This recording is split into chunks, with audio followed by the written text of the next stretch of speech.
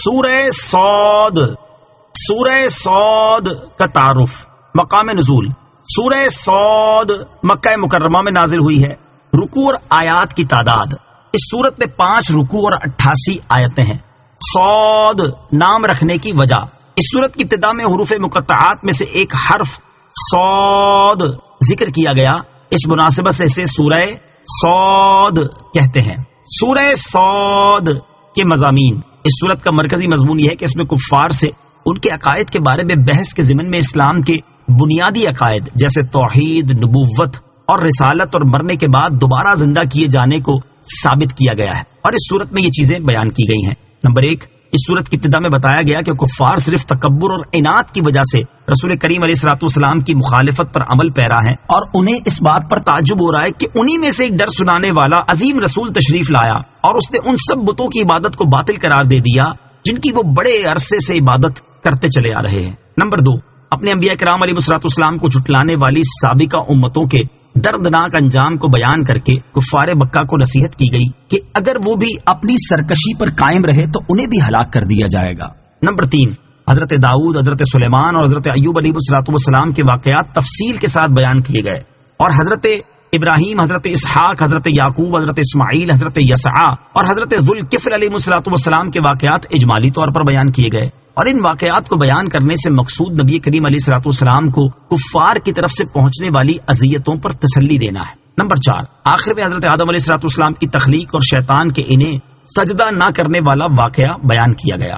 سورہ صافات کے ساتھ مناسبت، سورہ صاد کی اپنے سے ماقبل سورت صافات کے ساتھ مناسبت یہ ہے کہ سورہ صافات میں حضرت نوح، حضرت ابراہیم، حضرت اسماعیل، حضرت موسیٰ، حضرت ہارون، حضرت الیاس، حضرت لوط اور حضرت یونس علیہ الصلوۃ والسلام کے واقعات ذکر کیے گئے، اور سورہ صاد میں حضرت داؤد، حضرت سلیمان، حضرت ایوب اور حضرت آدم علیہ الصلوۃ والسلام کے واقعات بیان کیے گئے، اور بقیہ انبیاء کرام علیہ الصلوۃ والسلام کی طرف اشارہ کر دیا گیا، تو گویا کہ سورہ صاد سورہ صافات میں بیان کیے گئے انبیاء کرام علیہ الصلوۃ والسلام کے واقعات کا تتمہ ہے۔ بسم اللہ الرحمن الرحیم۔ ترجمہ، اللہ کے نام سے شروع جو نہایت مہربان رحمت والا ہے۔ صاد والقرآن ذی الذکر بل الذین کفروا فی عزت وشقاق۔ ترجمہ، صاد نصیحت والے قرآن کی قسم، بلکہ کافر تکبر اور مخالفت میں پڑے ہوئے ہیں۔ صاد یہ حروف مقطعات میں سے ایک حرف ہے، اس کی مراد اللہ تعالیٰ ہی بہتر جانتا ہے۔ والقرآن ذی الذکر، اس نامور قرآن کی قسم۔ اس آیت میں مذکور لفظ الذکر کا ایک معنی ہے عظمت، ناموری، اور دوسرا معنی ہے نصیحت۔ پہلے معنی کے اعتبار سے اس آیت اور اس کے بعد والی آیت کی تفسیر یہ ہے کہ نامور قرآن جو شرف والا اور اپنی مثل کلام لانے سے عاجز کر دینے والا ہے، اس قرآن کی قسم کافر اس کا یقین کرنے اور حق کا اعتراف کرنے سے تکبر کرتے ہیں، اور وہ اللہ تعالیٰ اور اس کے رسول صلی اللہ تعالیٰ علیہ وسلم کی مخالفت کرنے میں مصروف ہیں۔ دوسرے معنی کے اعتبار سے اس آیت اور اس کے بعد والی آیت کی تفسیر یہ ہے کہ اس نصیحت والے قرآن کی قسم جس کے ذریعے اللہ تعالیٰ تمہیں نصیحت فرماتا ہے کہ جس طرح کفار متعدد خدا مانتے ہیں، در حقیقت ویسا ہے نہیں، بلکہ کافر تکبر اور مخالفت میں پڑے ہوئے ہیں، اور نبی کریم علیہ الصلوۃ والسلام سے عداوت رکھتے ہیں، اس لیے حق کا اعتراف نہیں کرتے۔ کم اہلکنا من قبلہم من قرن فنادوا ولا حین مناص۔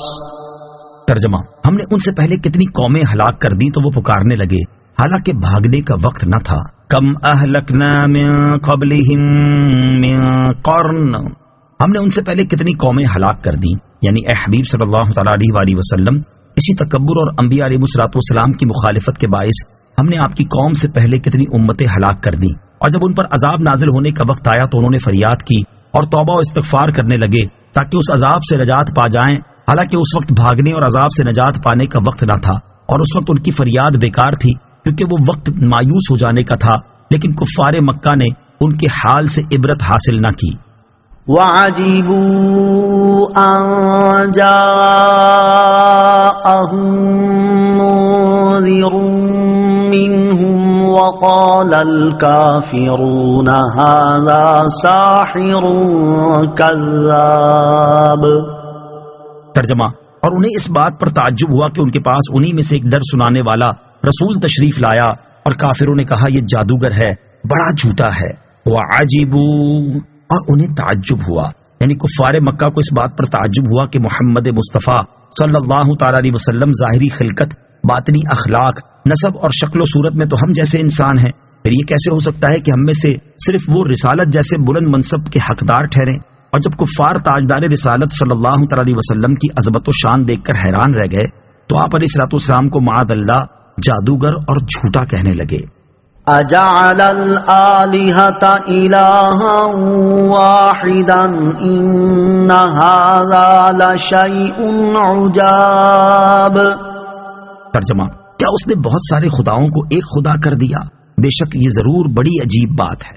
اجعل الآلہۃ الہا واحدا، کیا اس نے بہت سارے خداؤں کو ایک خدا کر دیا؟ اس آیت کا شان نزول یہ ہے کہ جب حضرت عمر فاروق رضی اللہ تعالی عنہ اسلام لائے تو مسلمانوں کو خوشی ہوئی اور کافروں کو انتہائی رنج ہوا.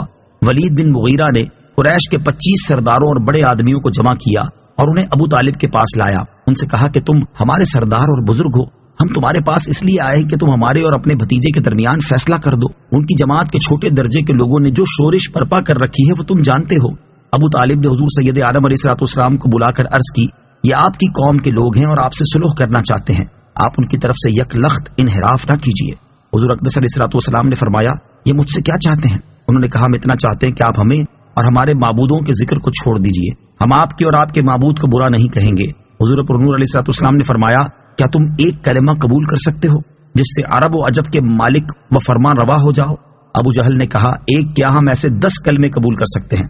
سرکار دو عالم علیہ الصلوۃ والسلام نے فرمایا، کہو لا الہ الا اللہ. اس پر وہ لوگ اٹھ گئے اور کہنے لگے کہ کیا انہوں نے بہت سے خداؤں کا ایک خدا کر دیا؟ اتنی بہت سی مخلوق کے لیے ایک خدا کیسے کافی ہو سکتا ہے؟ بے شک یہ ضرور بڑی عجیب بات ہے، کیونکہ آج تک ہمارے آبا و اجداد جس چیز پر متفق رہے یہ اس کے خلاف ہے.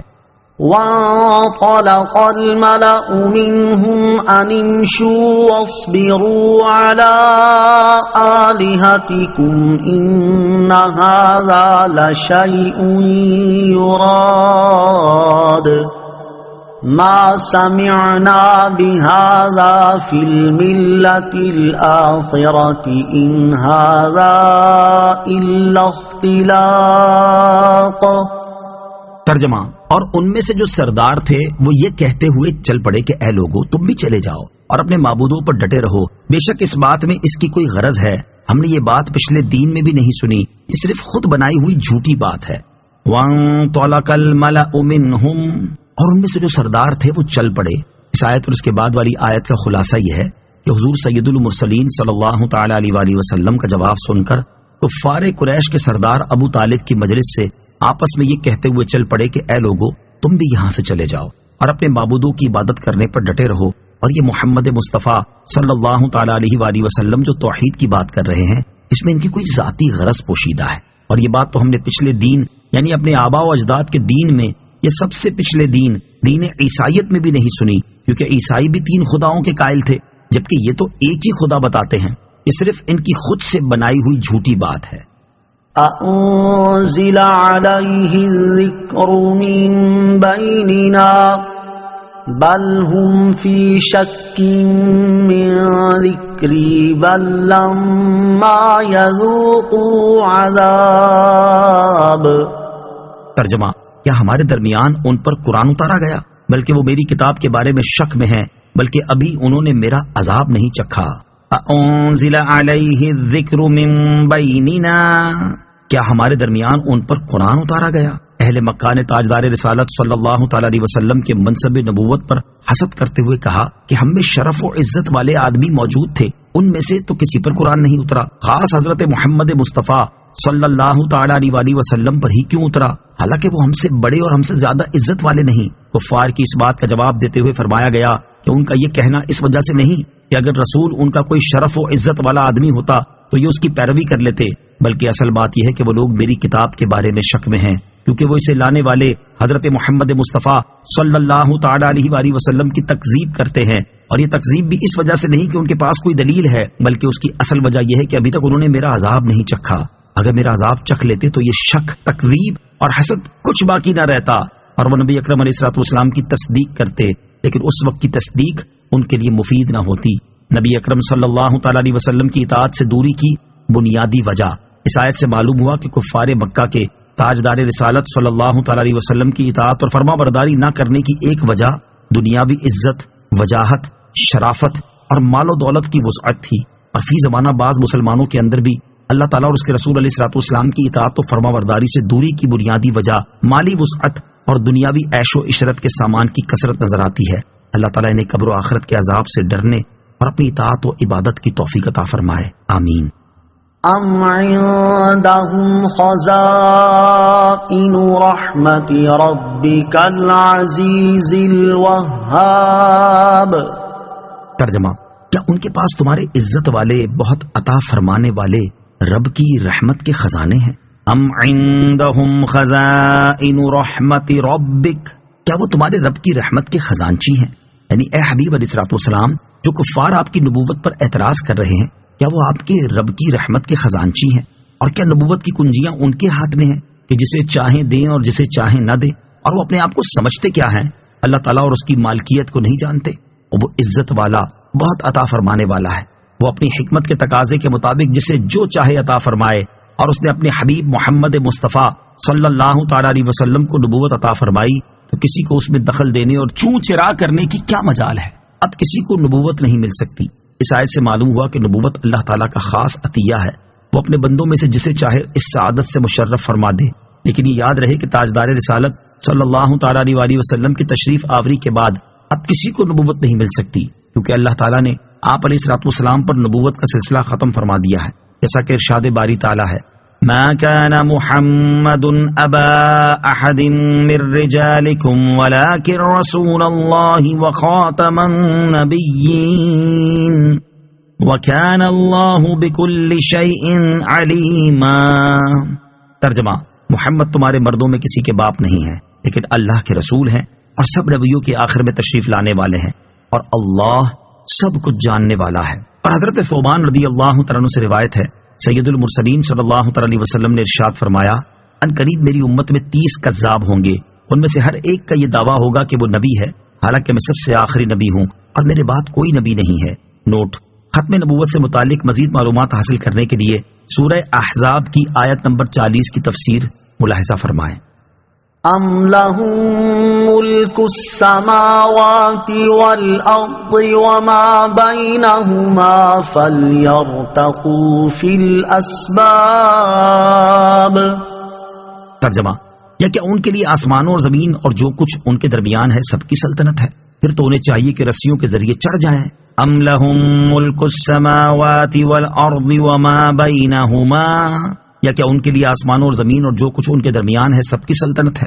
یعنی جو مشرکین تکبر اور مخالفت میں پڑے ہوئے ہیں، کیا ان کے لیے آسمانوں اور زمین اور جو کچھ ان کے درمیان ہے سب کی سلطنت ہے؟ اگر ایسا ہے تو اس صورت میں انہیں چاہیے کہ رسیوں کے ذریعے آسمانوں میں چڑھ جائیں، اور ایسا اختیار ان کے پاس ہو تو جسے چاہیں وحی کے ساتھ خاص کریں اور کائنات کا انتظام اپنے ہاتھ میں لے لیں۔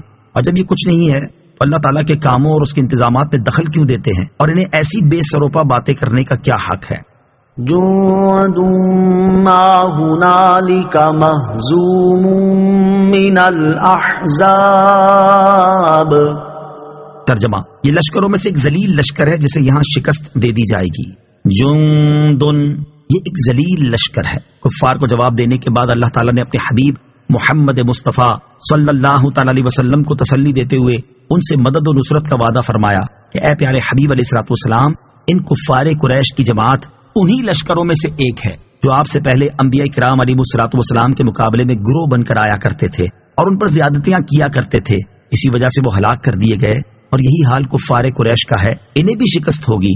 حضرت قتادہ رضی اللہ تعالیٰ عنہ فرماتے ہیں، اللہ تعالیٰ نے مکہ مکرمہ میں اپنے حبیب علیہ الصلوۃ والسلام کو مشرکین کی شکست کی خبر دیتے ہوئے فرمایا، سیہزم الجمع ویولون الدبر۔ ترجمہ، ان قریب سب بھگا دیے جائیں گے اور وہ پیٹھ پھیر دیں گے، اور اس خبر کی صداقت غزوہ بدر میں ظاہر ہو گئی۔ كذبت قبلهم قوم نوح وعاد وفرعون ذو الأوتاد وثمود وقوم لوط وأصحاب الأيكة أولئك الأحزاب إن كل إلا كذب الرسل فحق عقاب. ترجمہ: نوح کی قوم اور عاد اور میخوں والا فرعون ان سے پہلے جھٹلا چکے ہیں، اور سمود اور لوط کی قوم اور ایکا نامی جنگل والے یہی گروہ ہیں. ان میں کوئی ایسا نہیں جس نے رسولوں کو نہ جھٹلایا ہو، تو میرا عذاب لازم ہو گیا. کذبت قبلہم قوم نوح، ان سے پہلے نوح کی قوم جھٹلا چکی ہے. یہاں سے اللہ تعالیٰ نے اپنے حبیب علیہ الصلوۃ والسلام کی قلبی تسکین کے لیے پچھلے انبیاء کرام علیہ الصلوۃ والسلام اور ان کی قوموں کا ذکر فرمایا ہے.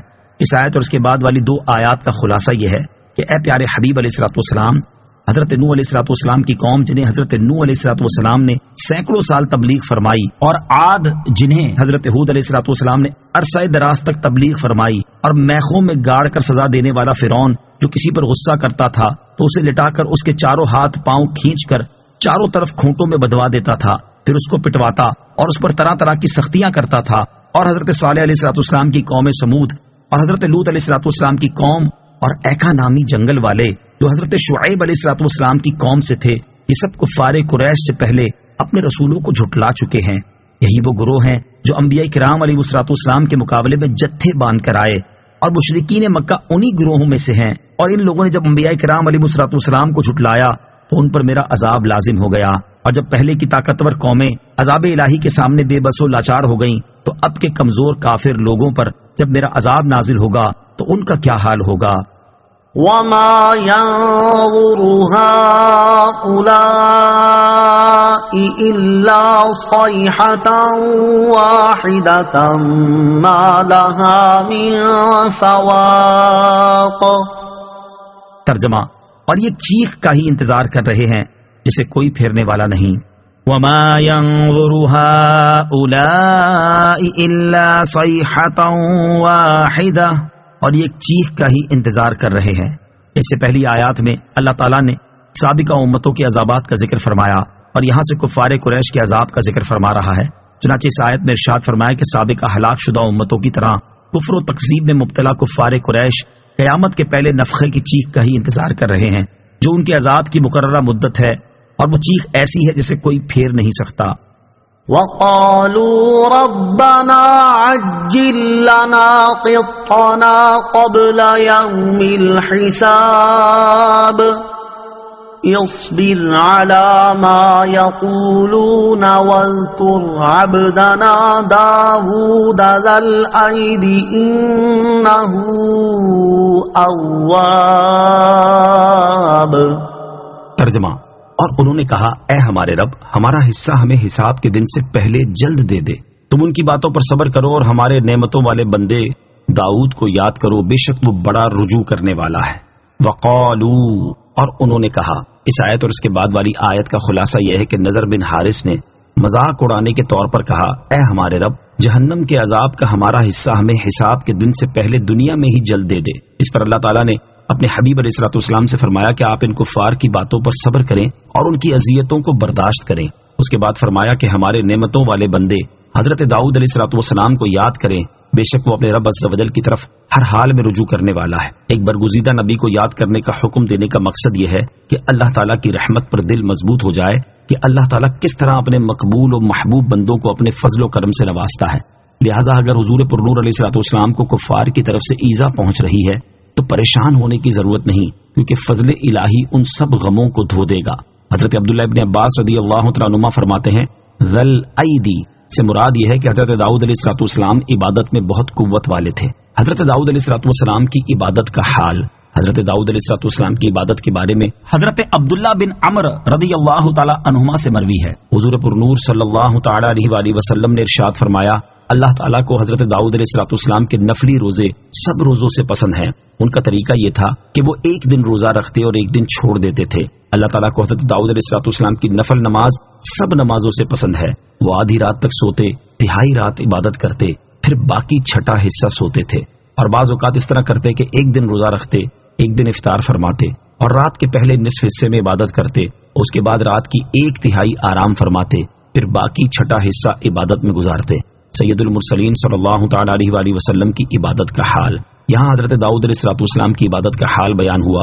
اسی مناسبت سے یہاں تاجدار رسالت صلی اللہ تعالی علیہ وآلہ وسلم کی عبادت میں سے نماز اور روزے کا حال سماعت فرمائیں۔ چنانچہ علامہ عبد المصطفیٰ اعظمی رحمۃ اللہ تعالی فرماتے ہیں، اعلان نبوت سے قبل بھی آپ علیہ السلام غار حرا میں قیام و مراقبہ اور ذکر و فکر کے طور پر خدا عز و جل کی عبادت میں مصروف رہتے تھے۔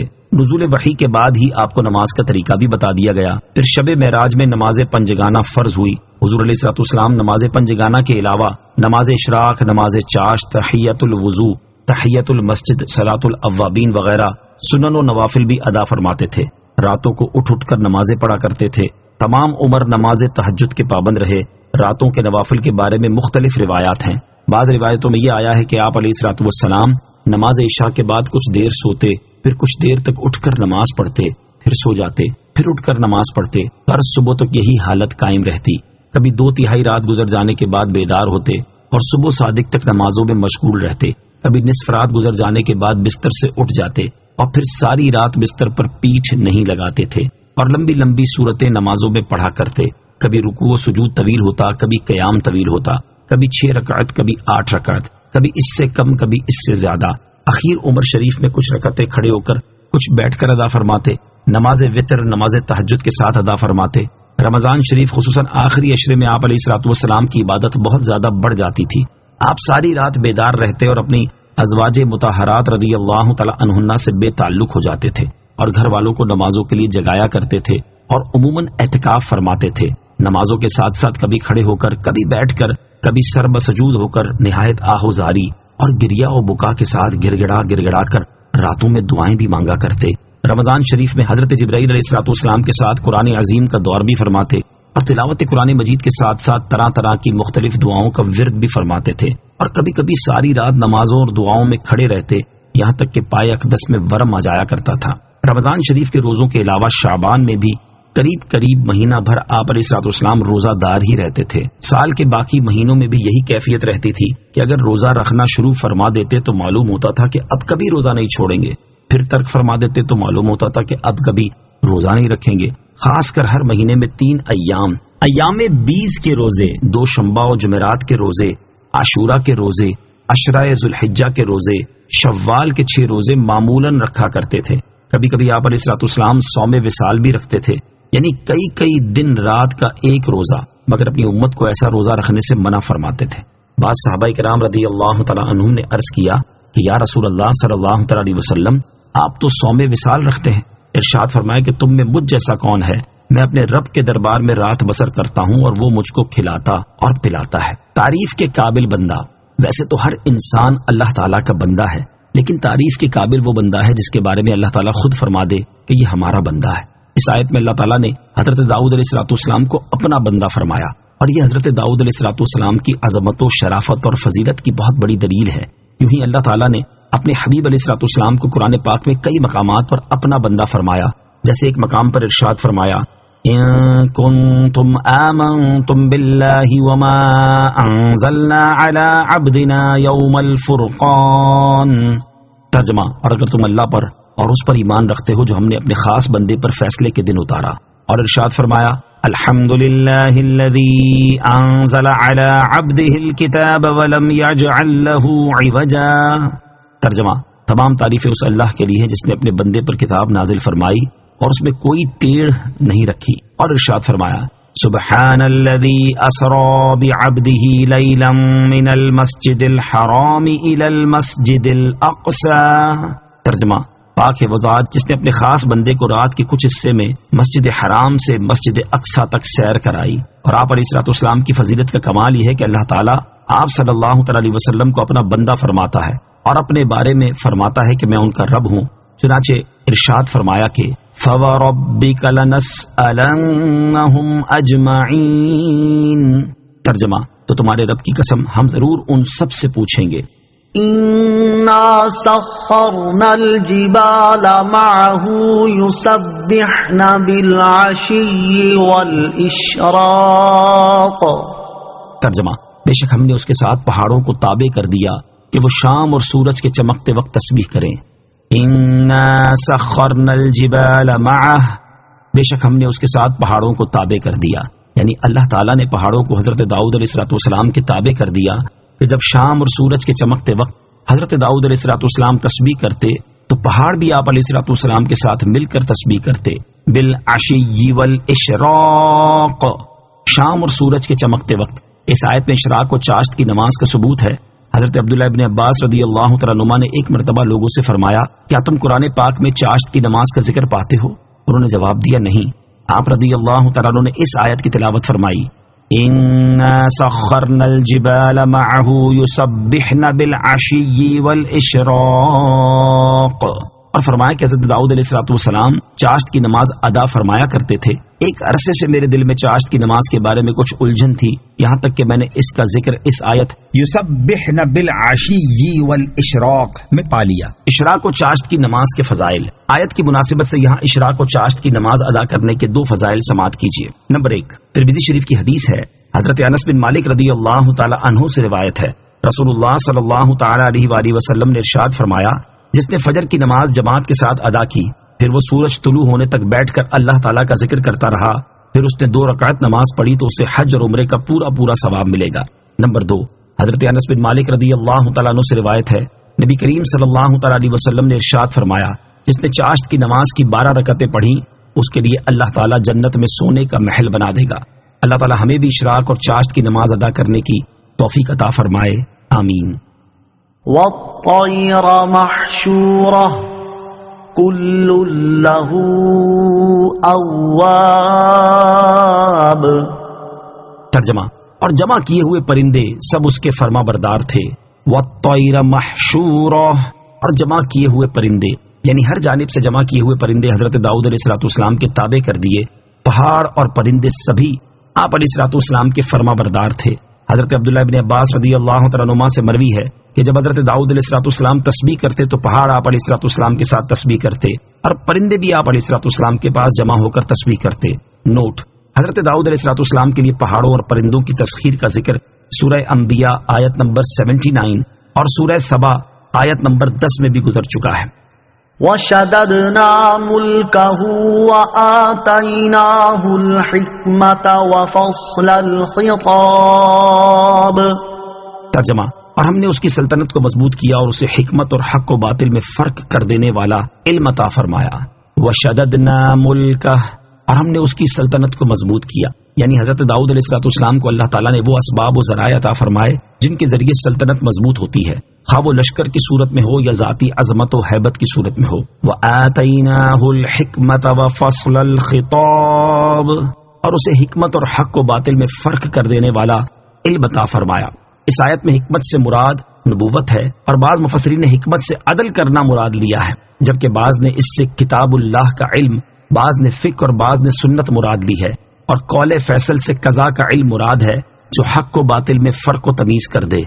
وَهَلْ أَتَاكَ نَبَأُ الْخَصْمِ إِذْ تَسَوَّرُوا الْمِحْرَابَ إِذْ دَخَلُوا عَلَى دَاوُودَ فَفَزِعَ مِنْهُمْ قَالُوا لَا تَخَفْ خصمان بغى بعضنا على بعض فاحكم بيننا بالحق ولا تشطط واهدنا إلى سواء الصراط إن هذا أخي له 99 نعجة ولي نعجة واحدة فقال أكفلنيها وعزني في الخطاب.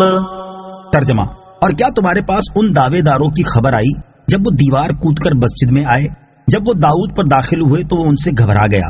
انہوں نے عرض کی، ڈریے نہیں، ہم 2 فریق ہیں، ہم میں سے ایک نے دوسرے پر زیادتی کی ہے، تو ہم میں حق کے ساتھ فیصلہ فرما دیجئے اور حق کے خلاف نہ کیجئے گا اور ہمیں سیدھی راہ بتا دیں. بے شک یہ میرا بھائی ہے، اس کے پاس 99 دمبیاں ہیں اور میرے پاس 1 دمبی ہے. اب یہ کہتا ہے کہ وہ بھی میرے حوالے کر دو، اور اس نے اس بات میں مجھ پر زور ڈالا ہے. وَهَلْ أَتَاكَ نَبَأُ الْخَصْمِ، اور کیا تمہارے پاس ان دعوے داروں کی خبر آئی؟ مشہور قول کے مطابق یہ آنے والے فرشتے تھے جو حضرت داؤد علیہ الصلوۃ والسلام کی آزمائش کے لیے آئے تھے، اور انہوں نے جو یہ کہا ہم میں سے ایک نے دوسرے پر زیادتی کی ہے، اس کے بارے میں صدر الافاضل مفتی نعیم الدین مراد آبادی رحمۃ اللہ تعالی فرماتے ہیں ان کا یہ قول ایک مسئلے کی فرضی شکل پیش کر کے جواب حاصل کرنا تھا، اور کسی مسئلے کے متعلق حکم معلوم کرنے کے لیے فرضی صورتیں مقرر کر لی جاتی ہیں اور معین اشخاص کی طرف ان کی نسبت کر دی جاتی ہے تاکہ مسئلے کا بیان بہت واضح طریقے پر ہو اور ابہام باقی نہ رہے۔ یہاں جو صورت مسئلہ ان فرشتوں نے پیش کی، اس سے مقصود حضرت داؤد علیہ الصلوۃ والسلام کو توجہ دلانا تھی اس امر کی طرف جو انہیں پیش آیا تھا، اور وہ یہ تھا کہ آپ کی 99 بیویاں تھیں۔ اس کے بعد آپ نے ایک اور عورت کو پیام دے دیا جس کو ایک مسلمان پہلے سے پیام دے چکا تھا، لیکن آپ کا پیام پہنچنے کے بعد عورت کے اعزاء و اقارب دوسرے کی طرف التفات کرنے والے کب تھے؟ آپ کے لیے راضی ہو گئے اور آپ سے نکاح ہو گیا۔ ایک قول یہ بھی ہے کہ اس مسلمان کے ساتھ نکاح ہو چکا تھا، آپ نے اس مسلمان سے اپنی رغبت کا اظہار کیا اور چاہا کہ وہ اپنی عورت کو طلاق دے دے، وہ آپ کے لحاظ سے منع نہ کر سکا اور اس نے طلاق دے دی، آپ کا نکاح ہو گیا۔ اور اس زمانے میں ایسا معمول تھا کہ اگر کسی شخص کو کسی کی عورت کی طرف رغبت ہوتی تو اس سے استدعا کر کے طلاق دلوا لیتا اور بعد عدت نکاح کر لیتا۔ یہ بات نہ تو شرعاً ناجائز ہے نہ اس زمانے کے رسم و عادت کے خلاف، لیکن شان انبیاء بہت عرفا و اعلیٰ ہوتی ہے، اس لیے یہ آپ کے منصب عالی کے لائق نہ تھا، تو مرضی الہی یہ ہوئی کہ آپ کو اس پر آگاہ کیا جائے، اور اس کا سبب یہ پیدا کیا گیا کہ ملائکہ مدعی یعنی دعویٰ کرنے والے اور مدعا علیہ یعنی جس کے خلاف دعویٰ کیا جائے کی شکل میں آپ کے سامنے پیش ہوئے۔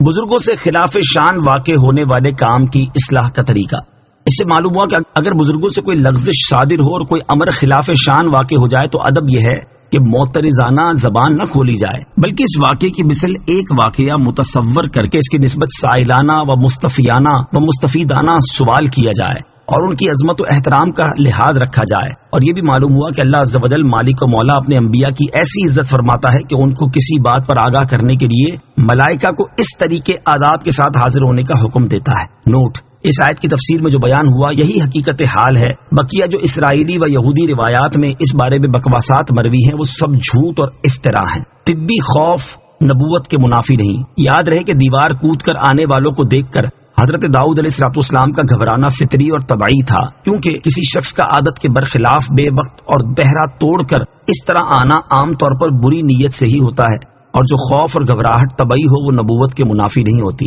گفتگو کے آداب کی خلاف ورزی ہونے پر کیا کرنا چاہیے؟ دیوار کود کر آنے والوں نے آتے ہی اپنی بات شروع کر دی اور حضرت داؤد علیہ الصلوۃ والسلام خاموشی کے ساتھ ان کی بات سنتے رہے۔ اس سے معلوم ہوا کہ اگر کوئی شخص گفتگو کے آداب کی خلاف ورزی کرے تو اسے فوراً ملامت اور ڈانٹ ڈپٹ کرنے کی بجائے پہلے اس کی بات سن لینی چاہیے تاکہ یہ معلوم ہو جائے کہ اس کے پاس اس کا کوئی جواز تھا یا نہیں، اور اگر جواز نہ بھی ہو تو بھی ممکنہ حد تک صبر ہی کرنا چاہیے، جیسا کہ حضرت داؤد علیہ الصلوۃ والسلام نے فرمایا۔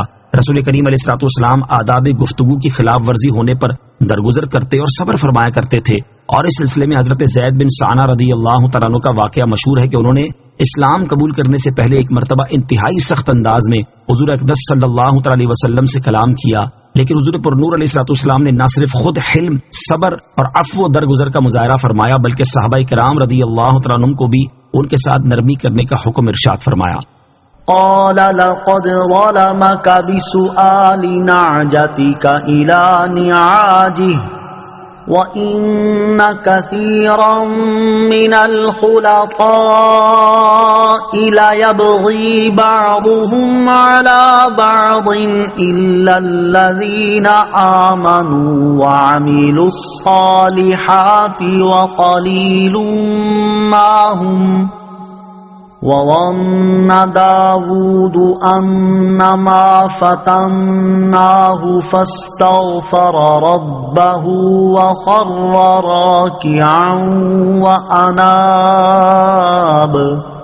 ترجمہ: داؤد نے فرمایا، بے شک تیری دمبی کو اپنی دمبیوں کے ساتھ ملانے کا سوال کر کے اس نے تجھ پر زیادتی کی ہے، اور بے شک اکثر شریک ایک دوسرے پر زیادتی کرتے ہیں مگر ایمان والے اور اچھے کام کرنے والے، اور وہ بہت تھوڑے ہیں۔ اور داؤد سمجھ گئے کہ ہم نے تو صرف اسے آزمایا تھا، تو اس نے اپنے رب سے معافی مانگی اور سجدے میں گر پڑا اور رجوع کیا۔ قال، داؤد نے فرمایا، حضرت داؤد علیہ الصلوۃ والسلام نے دعویٰ سن کر دوسرے فریق سے پوچھا تو اس نے اعتراف کر لیا۔ آپ علیہ الصلوۃ والسلام نے دعویٰ کرنے والے سے فرمایا کہ بے شک تیری دمبی کو اپنی دمبیوں کے ساتھ ملانے کا سوال کر کے اس نے تجھ پر زیادتی کی ہے، اور بے شک اکثر شریک ایک دوسرے پر زیادتی کرتے ہیں، مگر ایمان والے اور اچھے کام کرنے والے کسی پر زیادتی نہیں کرتے، لیکن وہ ہیں بہت تھوڑے۔ حضرت داؤد علیہ الصلوۃ والسلام کی یہ گفتگو سن کر فرشتوں میں سے ایک نے دوسرے کی طرف دیکھا اور تبسم کر کے وہ آسمان کی طرف روانہ ہو گئے۔ اب حضرت داؤد علیہ الصلوۃ والسلام سمجھ گئے کہ اللہ تعالیٰ نے تو صرف انہیں آزمایا تھا، اور دمبی ایک کنایا تھا جس سے مراد عورت تھی، کیونکہ 99 عورتیں آپ علیہ الصلوۃ والسلام کے پاس ہوتے ہوئے ایک اور عورت کی آپ علیہ الصلوۃ والسلام نے خواہش کی تھی، اس لیے دمبی کے پیرائے میں سوال کیا گیا۔ جب آپ نے یہ سمجھا تو اپنے رب عز و جل سے معافی مانگی اور سجدے میں گر پڑے اور اللہ تعالیٰ کی طرف رجوع کیا۔ نوٹ: یاد رہے کہ یہ آیت ان آیات میں سے ہے جن کے پڑھنے اور سننے والوں پر سجدہ تلاوت کرنا واجب ہو جاتا ہے۔ واضح رہے کہ ریکارڈڈ آیت سجدہ سننے سے سجدہ واجب نہیں ہوتا ہے۔ یہاں ایک مسئلہ یاد رہے کہ اس آیت سے ثابت ہوتا ہے کہ نماز میں رکوع کرنا سجدہ تلاوت کے قائم مقام ہو جاتا ہے، جبکہ رکوع میں اس کی نیت کی جائے۔ اصلاح کرنے کا ایک طریقہ، اللہ تعالیٰ نے اس معاملے میں وحی کے ذریعے اپنے پیارے نبی حضرت داؤد علیہ الصلوۃ والسلام کی تربیت فرمانے کی بجائے جو خاص طریقہ اختیار فرمایا اس میں نیکی کی دعوت دینے اور برائی سے منع کرنے والے کے لیے بھی ہدایت کا سامان موجود ہے کہ جب وہ کسی کی اصلاح کرنے لگے تو اس وقت حکمت سے کام لے اور موقع کی مناسبت سے ایسا طریقہ اختیار کرے جس سے سامنے والا اپنی غلطی خود ہی محسوس کر لے، اسے زبانی تنبیہ کرنے کی ضرورت پیش نہ آئے، اور اس کے لیے مثال بیان کرنے کا طریقہ اور کنایے سے کام لینا بہت مؤثر ہوتا ہے۔ اس میں کسی کی دل آزاری بھی نہیں ہوتی اور اصل مقصود بھی حاصل ہو جاتا ہے۔ فغفرنا له ذلك وَإِنَّ لَهُ عِندَنَا لَزُلْفَى وَحُسْنَ مَآبٍ۔ ترجمہ: تو ہم نے اسے یہ معاف فرما دیا اور بے شک اس کے لیے ہماری بارگاہ میں ضرور قرب اور اچھا ٹھکانہ ہے۔ فغفرنا له ذلك، تو ہم نے اسے یہ معاف فرما دیا۔ یاد رہے کہ اللہ تعالیٰ کی بارگاہ میں انبیاء کرام علیہ الصلوۃ والسلام کا مقام و مرتبہ دیگر لوگوں کے مقابلے میں انتہائی بلند ہے۔ اسی وجہ سے بہت سے وہ کام ہیں جو دوسرے لوگوں کے لیے تو روا ہوتے ہیں، لیکن انبیاء کرام علیہ الصلوۃ والسلام کی شان اور ان کے مقام و مرتبے کے لائق نہیں ہوتے۔ اسی لیے جب ان سے کوئی خلاف شان کام واقع ہوتا ہے تو اللہ تعالیٰ اپنی بارگاہ کے ان مقبول بندوں کی تربیت فرما دیتا ہے، اور یہ بھی اللہ تعالیٰ کی بارگاہ میں انتہا درجے کی عاجزی و انکساری کرتے ہیں، اور یہ اللہ تعالیٰ اور اس کے مقبول بندوں کا معاملہ ہے، وہ جیسے چاہے اپنے مقبول بندوں کی تربیت فرمائے، اور یہ جیسے چاہیں اللہ تعالیٰ کی بارگاہ میں عاجزی و انکساری کا اظہار کریں۔ عام لوگوں کو یہ حق حاصل نہیں ہے کہ وہ ان کے خلاف شان کاموں اور ان پر کیے گئے عجز و انکسار کو بنیاد بنا کر ان کے خلاف زبانیں تان دراز کریں اور ان کی عصمت پر اعتراضات کرنا شروع کر دیں۔ یہ ایمان کے لیے زہر قاتل سے بھی زیادہ خطرناک ہے، اس سے تمام مسلمانوں کو بچنا چاہیے۔ یا داود انا جعلناک خلیفۃ فی الارض فاحکم بین الناس بالحق ولا تتبع الهوى فيضلك عن سبيل الله ان الذين يضلون عن سبيل الله لهم عذاب شديد بما نسوا يوم الحساب۔ ترجمہ: اے داؤد، بے شک ہم نے تجھے زمین میں اپنا نائب کیا تو لوگوں میں حق کے مطابق فیصلہ کر اور نفس کی خواہش کے پیچھے نہ چلنا، ورنہ وہ تجھے اللہ کی راہ سے بہکا دے گی۔ بے شک وہ جو اللہ کی راہ سے بہکتے ہیں ان کے لیے سخت عذاب ہے، اس بنا پر کہ انہوں نے حساب کے دن کو بھلا دیا ہے۔ یا داؤد انا جعلناک خلیفۃ فی الارض، اے داؤد بے شک ہم نے تجھے زمین میں اپنا نائب کیا۔ حضرت داؤد علیہ الصلوۃ والسلام کا واقعہ بیان کرنے کے بعد اس آیت میں ان کی زمینی خلافت کا ذکر فرمایا گیا۔ چنانچہ ارشاد فرمایا کہ اے داؤد بے شک ہم نے تجھے زمین میں اپنا نائب مقرر کیا اور مخلوق کے کاموں کا انتظام کرنے پر آپ کو مامور کیا اور آپ کا حکم ان میں نافذ فرمایا، تو لوگوں میں حق کے مطابق فیصلہ کرو اور نفس کی خواہش کے پیچھے نہ جانا، ورنہ وہ تجھے اللہ تعالیٰ کی راہ سے بہکا دے گی۔ بے شک وہ جو اللہ تعالیٰ کی راہ سے بہکتے ہیں ان کے لیے اس بنا پر سخت عذاب ہے کہ انہوں نے حساب کے دن کو بھلا دیا ہے، اور وہ اس وجہ سے ایمان سے محروم رہے۔ اگر انہیں حساب کے دن کا یقین ہوتا تو اس کی تیاری سے اعراض نہ کرتے اور دنیا ہی میں ایمان لے آتے۔ آیت یا داود انا جعلناک خلیفۃ فی الارض سے حاصل ہونے والی معلومات۔ اس آیت سے 3 باتیں معلوم ہوئیں۔ نمبر 1، حکمران اللہ تعالیٰ کے دیے ہوئے احکام کے مطابق ہی چلیں اور اس سے باہر ہرگز نہ جائیں۔ نمبر 2، اسلامی ریاست کا بنیادی کام حق کو قائم کرنا ہے، نیز حکمرانوں پر لازم ہے کہ تنازعات وغیرہ کا حق اور انصاف کے مطابق ہی فیصلہ کریں۔ نمبر 3، حکمران نفسانی خواہشات کی پیروی سے بچیں کہ یہی چیز راہ حق اور عدل و انصاف سے دور کرتی ہے۔ وما خلقنا السماء والأرض وما بينهما باطلا ذلك ظن الذين كفروا فويل للذين كفروا من النار. ترجمہ: اور ہم نے آسمان اور زمین اور جو کچھ ان کے درمیان ہے بیکار پیدا نہیں کیا. یہ بیکار پیدا کرنے کا خیال کافروں کا گمان ہے تو کافروں کے لیے آگ سے خرابی ہے. وما خلقنا السماء والارض وما بينهما باطلا، اور ہم نے آسمان اور زمین اور جو کچھ ان کے درمیان ہے بیکار پیدا نہیں کیا. ارشاد فرمائے کہ ہم نے آسمان اور زمین اور جو کچھ ان کے درمیان ہے اسے بیکار پیدا نہیں کیا، بلکہ اس لیے پیدا کیا ہے کہ زمین و آسمان میں ہماری عبادت کی جائے، ہمارے احکامات کی پیروی کی جائے اور ممنوعات سے رکا جائے. یہ بیکار پیدا کرنے کا خیال کافروں کا گمان ہے، اگرچہ وہ صراحتاً یہ نہ کہیں کہ آسمان و زمین میں اور تمام دنیا بیکار پیدا کی گئی ہے، لیکن جبکہ وہ مرنے کے بعد اٹھائے جانے اور اعمال کی جزا ملنے کے منکر ہیں تو اس کا نتیجہ یہی ہے کہ عالم کی ایجاد کو عبث اور بے فائدہ مانیں. اور جب کافروں کا گمان یہ ہے تو ان کے لیے آگ سے خرابی ہے. اس آیت سے معلوم ہوا کہ اگر کوئی شخص صراحتاً کوئی بات نہ کہے لیکن اس کی کسی بات کا لازمی نتیجہ جو نکلتا ہو وہ اس کی طرف منسوب کیا جا سکتا ہے، اور اس پر اصل بات کہنے کا ہی حکم لگایا جائے گا. جیسے بہت سے لوگ ختم نبوت کے قائل ہونے کا نام لیتے ہیں لیکن باتیں ایسی کرتے ہیں جس کا لازمی نتیجہ انکار ختم نبوت ہے، تو انہیں منکرین ختم نبوت ہی کہا جائے گا. ام نجعل الذین آمنوا وعملوا الصالحات كالمفسدین فی الارض ام نجعل المتقین كالفجار. ترجمہ: کیا ہم ایمان لانے والوں اور اچھے اعمال کرنے والوں کو زمین میں فساد پھیلانے والوں کی طرح کر دیں گے یا ہم پرہیزگاروں کو نافرمانوں جیسا کر دیں گے؟ ام نجعل الذین آمنوا وعملوا الصالحات كالمفسدین فی الارض، کیا ہم ایمان لانے والوں اور اچھے اعمال کرنے والوں کو زمین میں فساد پھیلانے والوں کی طرح کر دیں گے؟ ارشاد فرمایا کہ کیا ہم ایمان لانے والوں اور اچھے اعمال کرنے والوں کو زمین میں کفر اور گناہوں کے ذریعے فساد پھیلانے والوں کی طرح کر دیں گے یا ہم پرہیزگاروں کو نافرمانوں جیسا کر دیں گے؟ ہم ہرگز ایسا نہیں کریں گے، کیونکہ یہ بات حکمت کے بالکل خلاف ہے. جبکہ جو شخص جزا کا قائل نہیں وہ ضرور فساد کرنے اور اصلاح کرنے والے کو فاسق و فاجر اور متقی پرہیزگار کو برابر قرار دے گا اور ان میں کوئی فرق نہ کرے گا. کفار اس جہالت میں گرفتار ہیں. اس آیت کا شان نزول یہ ہے کہ کفار قریش نے مسلمانوں سے کہا تھا کہ آخرت میں جو نعمتیں تمہیں ملیں گی وہی ہمیں بھی ملیں گی. اس پر یہ آیت کریمہ نازل ہوئی اور ارشاد فرمایا گیا کہ نیک و بد، مومن و کافر کو برابر کر دینا حکمت کے تقاضے کے مطابق نہیں. کفار کا یہ خیال باطل ہے. نیک لوگ گناہ گاروں جیسے نہیں. اس آیت سے معلوم ہوا کہ اچھے اعمال کرنے والے برے اعمال کرنے والوں کی طرح نہیں اور نیک لوگ گناہ گاروں جیسے نہیں. اب یہ ہم پر ہے کہ ہم نیکی کا راستہ اختیار کر کے اس کی جزا کے حقدار قرار پاتے ہیں یا برے اعمال کر کے ان کی سزا کے مستحق بنتے ہیں. ارشاد باری تعالیٰ ہے: ان احسنتم احسنتم لانفسکم وان اسأتم فلها. ترجمہ: اگر تم بھلائی کرو گے تو تم اپنے لیے ہی بہتر کرو گے اور اگر تم برا کرو گے تو تمہاری جانوں کے لیے ہی ہوگا. اور حضرت ابو ذر رضی اللہ تعالیٰ عنہ سے روایت ہے، حضور اقدس صلی اللہ تعالیٰ علیہ وسلم نے ارشاد فرمایا: جس طرح کانٹے سے انگور حاصل نہیں کیے جا سکتے اسی طرح فاسق و فاجر لوگ متقی اور پرہیزگار لوگوں کے مرتبے تک نہیں پہنچ سکتے. نیکی اور برائی دو راستے ہیں، ان میں سے جس راستے کو اختیار کرو گے اس کے انجام تک پہنچ جاؤ گے.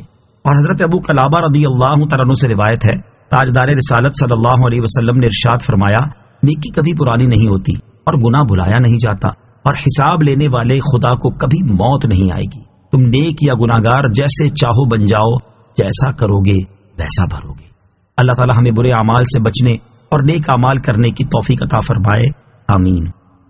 کتاب انزلناہ الیک مبارک لیدبروا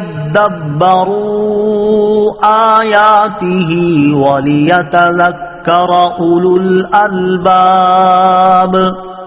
ترجمہ: یہ قرآن ایک برکت والی کتاب ہے جو ہم نے تمہاری طرف نازل کی ہے تاکہ لوگ اس کی آیتوں میں غور و فکر کریں اور عقل مند نصیحت حاصل کریں. کتاب انزلناہ الیک مبارک ایک برکت والی کتاب ہے جو ہم نے تمہاری طرف نازل کی ہے، یعنی اے حبیب علیہ الصلوۃ والسلام، ہم نے آپ کی طرف قرآن پاک نازل کیا ہے جس میں ان لوگوں کے لیے دنیاوی اور اخروی کثیر منافع ہیں جو اس پر ایمان لائیں. ہم نے قرآن پاک کو اس لیے نازل کیا تاکہ علم رکھنے والے لوگ اس کی آیتوں کے معنی میں غور و فکر کریں اور ان کی تعبیلات جان جائیں اور عقل مند اس سے نصیحت حاصل کریں۔ قرآن پاک کی آیات سے دینی احکام نکالنا ہر ایک کا کام نہیں۔ قرآن پاک کی آیات سے نصیحت تو ہر ایک حاصل کر سکتا ہے، لیکن اس سے دینی احکام نکالنا اور اس کی باریکیوں تک رسائی حاصل کرنا ہر ایک کا کام نہیں، بلکہ صرف ان کا کام ہے جو اعلیٰ درجے کی دینی عقل رکھتے ہیں، یعنی ماہر علماء اور خاص طور پر مجتہدین اس منصب کے اہل ہیں۔ عوام کو چاہیے کہ قرآن پاک سے دینی مسائل نکالنے کی بجائے علماء سے مسائل سیکھیں تاکہ غلطیوں سے بچ سکیں۔ اور یہ بھی معلوم ہوا کہ فقط قرآن پاک کی عربی عبارت کو پڑھ لینا نزول قرآن کے مقصد کو پورا کرنے کے لیے کافی نہیں، بلکہ اس کی آیات کے معنی اور ان کا مطلب سمجھنے کی کوشش بھی کرنی چاہیے تاکہ اس کی آیتوں میں غور و فکر کرنا، اس میں بیان کی گئی عبرت انگیز باتوں سے نصیحت حاصل کرنا اور اس میں بتائے گئے احکامات پر عمل کرنا ممکن ہو۔ جبکہ فی زمانہ صورتحال یہ ہے کہ قرآن پاک سمجھنا اور اس میں غور و فکر کرنا تو بہت دور کی بات ہے۔ یہاں تو قرآن پاک گھروں میں ہفتوں بلکہ مہینوں صرف جزدان اور الماریوں کی زینت نظر آتا ہے، اور اس کا خیال آ جانے پر اس سے چمٹی ہوئی گرد صاف کر کے دوبارہ اسی مقام پر رکھ دیا جاتا ہے، اور اگر کبھی اس کی تلاوت کی توفیق نصیب ہو جائے تو اس کے تلفظ کی ادائیگی کا حال بہت برا ہوتا ہے۔ اللہ تعالیٰ مسلمانوں کے حال زار پر رحم فرمائے اور قرآن پاک صحیح طریقے سے پڑھنے، سمجھنے اور اس پر عمل کرنے کی توفیق عطا فرمائے۔ وَوَهَبْنَا لِدَاوُودَ سُلَيْمَانَ نِعْمَ الْعَبْدُ إِنَّهُ أَوَّابٌ۔ ترجمہ، اور ہم نے داؤد کو سلیمان عطا فرمایا، وہ کیا اچھا بندہ ہے، بے شک وہ بہت رجوع کرنے والا ہے۔ وَوَهَبْنَا لِدَاوُودَ سُلَيْمَانَ، اور ہم نے داؤد کو سلیمان عطا فرمایا۔ ارشاد فرمایا کہ ہم نے حضرت داؤد علیہ السلام کو فرزند ارجمند حضرت سلیمان علیہ السلام عطا فرمایا۔ سلیمان کیسا اچھا بندہ ہے، بے شک وہ اللہ تعالیٰ کی طرف بہت رجوع کرنے والا اور تمام اوقات تسبیح و ذکر میں مشغول رہنے والا ہے۔ اس آیت سے معلوم ہوا کہ نیک بیٹا اللہ تعالیٰ کی خاص رحمت ہے۔ إِذْ عُرِضَ عَلَيْهِ بِالْعَشِيِّ الصَّافِنَاتُ الْجِيَادُ فَقَالَ إِنِّي أَحْبَبْتُ حُبَّ الْخَيْرِ عَنْ ذِكْرِ رَبِّي حَتَّى تَوَارَتْ بِالْحِجَابِ رُدُّوهَا عَلَيَّ فَطَفِقَ مَسْحًا بِالسُّوقِ وَالْأَعْنَاقِ۔ ترجمہ، جب اس کے سامنے شام کے وقت ایسے گھوڑے پیش کیے گئے جو 3 پاؤں پر کھڑے اور چوتھے سم کا کنارہ زمین پر لگائے ہوئے تھے، بہت تیز دوڑنے والے تھے، سلیمان نے کہا مجھے اپنے رب کی یاد کے لیے ان گھوڑوں کی محبت پسند آئی ہے۔ پھر انہیں چلانے کا حکم دیا یہاں تک کہ وہ نگاہ سے پردے میں چھپ گئے۔ پھر حکم دیا کہ انہیں میرے پاس واپس لاؤ۔ ان کی پنڈلیوں اور گردنوں پر ہاتھ پھیرنے لگا۔ اذ عرض علیہ، جب اس کے سامنے پیش کیے گئے۔ اس آیت اور اس کے بعد والی 2 آیات کا خلاصہ یہ ہے کہ حضرت سلیمان علیہ السلام کی خدمت میں ظہر کی نماز کے بعد جہاد کے لیے 1000 گھوڑے پیش کیے گئے تاکہ وہ انہیں دیکھ لیں اور ان کے احوال کی کیفیت سے واقف ہو جائیں۔ ان گھوڑوں میں خوبی یہ تھی کہ وہ 3 پاؤں پر کھڑے اور چوتھے سم کا کنارہ زمین پر لگائے ہوئے تھے، جو ایک خوبصورت انداز تھا، اور وہ بہت تیز دوڑنے والے تھے۔ انہیں دیکھ کر حضرت سلیمان علیہ السلام نے فرمایا میں ان سے اللہ تعالیٰ کی رضا اور دین کی تقویت و تائید کے لیے محبت کرتا ہوں، میری ان کے ساتھ محبت دنیاوی غرض سے نہیں ہے۔ پھر جب حضرت سلیمان علیہ السلام نے انہیں چلانے کا حکم دیا یہاں تک کہ وہ نظر سے غائب ہو گئے، پھر حکم دیا کہ انہیں میرے پاس واپس لاؤ۔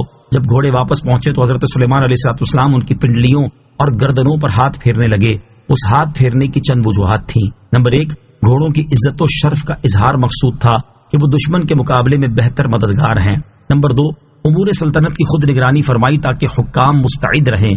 نمبر 3، آپ علیہ السلام گھوڑوں کے احوال اور ان کے امراض و عیوب کے اعلیٰ ماہر تھے، ان پر ہاتھ پھیر کر ان کی حالت کا امتحان فرماتے تھے۔ بعض لوگوں نے ان آیات کی تفسیر میں بہت سے غلط اقوال لکھ دیے ہیں جن کی صحت پر کوئی دلیل نہیں، اور وہ محض حکایات ہیں جو مضبوط دلائل کے سامنے کسی طرح قابل قبول نہیں، اور یہ تفسیر جو ذکر کی گئی ہے یہ الفاظ قرآنی سے بالکل مطابق ہے۔ وَلَقَدْ فَتَنَّا سُلَيْمَانَ وَأَلْقَيْنَا عَلَى كُرْسِيِّهِ جَسَدًا ثُمَّ أَنَابَ۔ ترجمہ، اور بے شک ہم نے سلیمان کو آزمایا اور اس کے تخت پر ایک بے جان بدن ڈال دیا، پھر اس نے رجوع کیا۔ وَلَقَدْ فَتَنَّا سُلَيْمَانَ، اور بے شک ہم نے سلیمان کو جانچا۔ علامہ ابو حیان محمد بن یوسف اندلسی رحمۃ اللہ تعالی فرماتے ہیں اس آیت میں اللہ تعالیٰ نے یہ بیان نہیں فرمایا کہ جس آزمائش میں حضرت سلیمان علیہ الصلوۃ والسلام کو مبتلا کیا گیا وہ کیا تھی، اور نہ ہی یہ بیان فرمایا ہے کہ حضرت سلیمان علیہ الصلوۃ والسلام کے تخت پر جس بے جان جسم کو ڈالا گیا اس کا مصداق کون ہے۔ البتہ اس کی تفسیر کے زیادہ قریب وہ حدیث ہے جس میں حضرت سلیمان علیہ الصلوۃ والسلام کے انشاء اللہ نہ کہنے کا ذکر ہے۔ وہ حدیث یہ ہے، حضرت ابو ہریرہ رضی اللہ تعالیٰ عنہ سے روایت ہے، سرکار دو عالم صلی اللہ تعالیٰ علیہ وسلم نے ارشاد فرمایا، حضرت سلیمان علیہ الصلوۃ والسلام نے فرمایا تھا کہ میں آج رات اپنی 90 بیویوں کے پاس جاؤں گا، ان میں سے ہر ایک حاملہ ہوگی اور ہر ایک سے راہ خدا میں جہاد کرنے والا سوار پیدا ہوگا، لیکن یہ فرماتے وقت زبان مبارک سے انشاء اللہ تعالی نہ فرمایا تو ایک عورت کے علاوہ کوئی بھی عورت حاملہ نہ ہوئی اور اس کے ہاں بھی ناقص بچہ پیدا ہوا۔ نبی کریم علیہ الصلوۃ والسلام نے فرمایا، اس کی قسم جس کے قبضہ قدرت میں میری جان ہے، اگر حضرت سلیمان علیہ الصلوۃ والسلام نے انشاء اللہ فرمایا ہوتا تو ان سب عورتوں کے ہاں لڑکے ہی پیدا ہوتے اور وہ راہ خدا میں جہاد کرتے۔ نوٹ، ایک روایت میں 70 اور ایک روایت میں 100 بیویوں کے پاس جانے کا بھی ذکر ہے۔ قال رب اغفر لي وهب لي ملكا لا ينبغي لأحد من بعدي إنك أنت الوهاب۔ ترجمہ، عرض کی اے میرے رب مجھے بخش دے اور مجھے ایسی سلطنت عطا فرما جو میرے بعد کسی کو لائق نہ ہو، بے شک تو ہی بہت عطا فرمانے والا ہے۔ قال، عرض کی حضرت سلیمان علیہ الصلوۃ والسلام نے انشاء اللہ کہنے کی بھول پر استغفار کر کے اللہ تعالیٰ کی طرف رجوع کیا اور بارگاہ الہی میں عرض کی، اے میرے رب مجھے بخش دے۔ علامہ ابو حیان محمد بن یوسف اندلسی رحمت اللہ تعالی فرماتے ہیں، مستحب کاموں کے نہ کر سکنے پر بھی اللہ تعالیٰ کی بارگاہ میں عاجزی اور انکساری کا اظہار کر کے اس پر مغفرت طلب کرنا انبیاء کرام علیہ الصلوۃ والسلام اور صالحین کا اللہ تعالیٰ کی بارگاہ میں ایک ادب ہے تاکہ ان کے مقام و مرتبے میں ترقی ہو۔ حضرت ابو ہریرہ رضی اللہ تعالیٰ عنہ سے روایت ہے اور یہ بخاری شریف کی حدیث ہے، حضور اقدس صلی اللہ تعالیٰ علیہ وسلم نے ارشاد فرمایا، خدا کی قسم میں دن میں 70 سے زیادہ مرتبہ اللہ تعالیٰ سے استغفار کرتا ہوں اور اس کی بارگاہ میں توبہ کرتا ہوں۔ امام فخر الدین رازی رحمۃ اللہ تعالی فرماتے ہیں، بعض اوقات کسی مقرب انسان سے افضل اور اولا کام ترک ہو جاتا ہے تو اس وقت وہ مغفرت طلب کرنے کا محتاج ہوتا ہے، کیونکہ نیک بندوں کی نیکیاں مقرب بندوں کے نزدیک ان کے اپنے حق میں برائیوں کا درجہ رکھتی ہیں، یعنی عام نیک آدمی جو نیک عمل کرتا ہے مقرب بندہ اس سے بہت بڑھ کر عمل کرتا ہے، اگر وہ بھی عام نیک آدمی جیسا ہی عمل کرے تو اسے وہ اپنے حق میں برائی سمجھتا ہے، کیونکہ اس کا مرتبہ یہ تھا کہ وہ اس سے بڑھ کر عمل کرتا۔ وَهَبْ لِي مُلْكًا لَا يَنبَغِي لِأَحَدٍ مِّن بَعْدِي، اور مجھے ایسی سلطنت عطا فرما جو میرے بعد کسی کو لائق نہ ہو۔ حضرت سلیمان علیہ الصلوۃ والسلام نے پہلے اللہ تعالیٰ سے مغفرت طلب کی، اس کے بعد ایسی سلطنت کی دعا مانگی جو ان کے بعد کسی کو لائق نہ ہو۔ بھلائیوں کے دروازے کھلنے کا سبب، اس سے معلوم ہوا کہ دعا میں دینی مقاصد کو دنیاوی مقاصد پر مقدم رکھنا چاہیے، اور یہ بھی معلوم ہوا کہ اللہ تعالیٰ سے مغفرت طلب کرنا دنیا میں بھلائیوں کے دروازے کھلنے کا سبب ہے۔ حضرت نوح علیہ الصلوۃ والسلام نے بھی اپنی امت کو اس کی تلقین کی، چنانچہ آپ علیہ الصلوۃ والسلام فرماتے ہیں، فَقُلْتُ اسْتَغْفِرُوا رَبَّكُمْ إِنَّهُ كَانَ غَفَّارًا يُرْسِلِ السَّمَاءَ عَلَيْكُمْ مِدْرَارًا وَيُمْدِدْكُمْ بِأَمْوَالٍ وَبَنِينَ وَيَجْعَلْ لَكُمْ جَنَّاتٍ وَيَجْعَلْ لَكُمْ أَنْهَارًا۔ ترجمہ، تو میں نے کہا اے لوگو اپنے رب سے معافی مانگو، بے شک وہ بڑا معاف فرمانے والا ہے، وہ تم پر موسلا دھار بارش بھیجے گا اور مال اور بیٹوں سے تمہاری مدد کرے گا اور تمہارے لیے باغات بنا دے گا اور تمہارے لیے نہریں بنائے گا۔ اور اللہ تعالیٰ نے اپنے حبیب علیہ الصلوۃ والسلام سے فرمایا، وَأْمُرْ أَهْلَكَ بِالصَّلَاةِ وَاصْطَبِرْ عَلَيْهَا لَا نَسْأَلُكَ رِزْقًا نَحْنُ نَرْزُقُكَ۔ ترجمہ، اور اپنے گھر والوں کو نماز کا حکم دو اور خود بھی نماز پر ڈٹے رہو، ہم تجھ سے کوئی رزق نہیں مانگتے بلکہ ہم تجھے روزی دیں گے۔ یاد رہے کہ حضرت سلیمان علیہ الصلوۃ والسلام نے جو بھی مثل سلطنت طلب کی وہ معاذ اللہ کسی حسد کی وجہ سے نہ تھی، بلکہ اس سے مقصود یہ تھا کہ وہ سلطنت آپ کے لیے معجزہ ہو۔ فَسَخَّرْنَا لَهُ الرِّيحَ تَجْرِي بِأَمْرِهِ رُخَاءً حَيْثُ أَصَابَ وَالشَّيَاطِينَ كُلَّ بَنَّاءٍ وَغَوَّاصٍ وَآخَرِينَ مُقَرَّنِينَ فِي الْأَصْفَادِ۔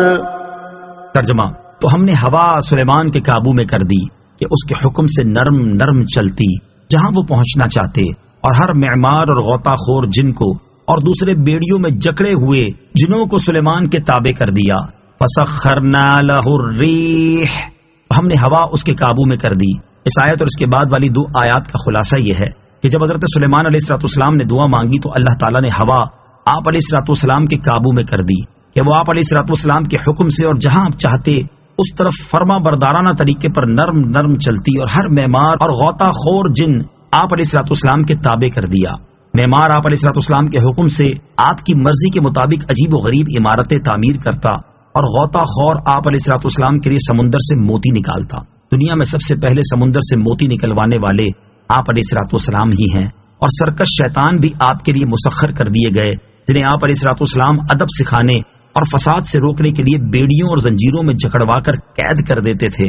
جنات پر حضور اکرم علیہ الصلوۃ والسلام کا تصرف. یاد رہے کہ جنات پر نبی پاک علیہ الصلوۃ والسلام کو بھی تصرف حاصل تھا، جیسا کہ حضرت ابو ہریرہ رضی اللہ تعالی عنہ سے روایت ہے، اور یہ بخاری شریف کی حدیث ہے. نبی اکرم علیہ الصلوۃ والسلام نے ارشاد فرمایا، گزشتہ رات ایک بڑا خبیث جن آ کر مجھے چھیڑنے لگا تاکہ وہ میری نماز کو منقطع کروا دے، بس اللہ تعالیٰ نے مجھے اس پر قادر کر دیا.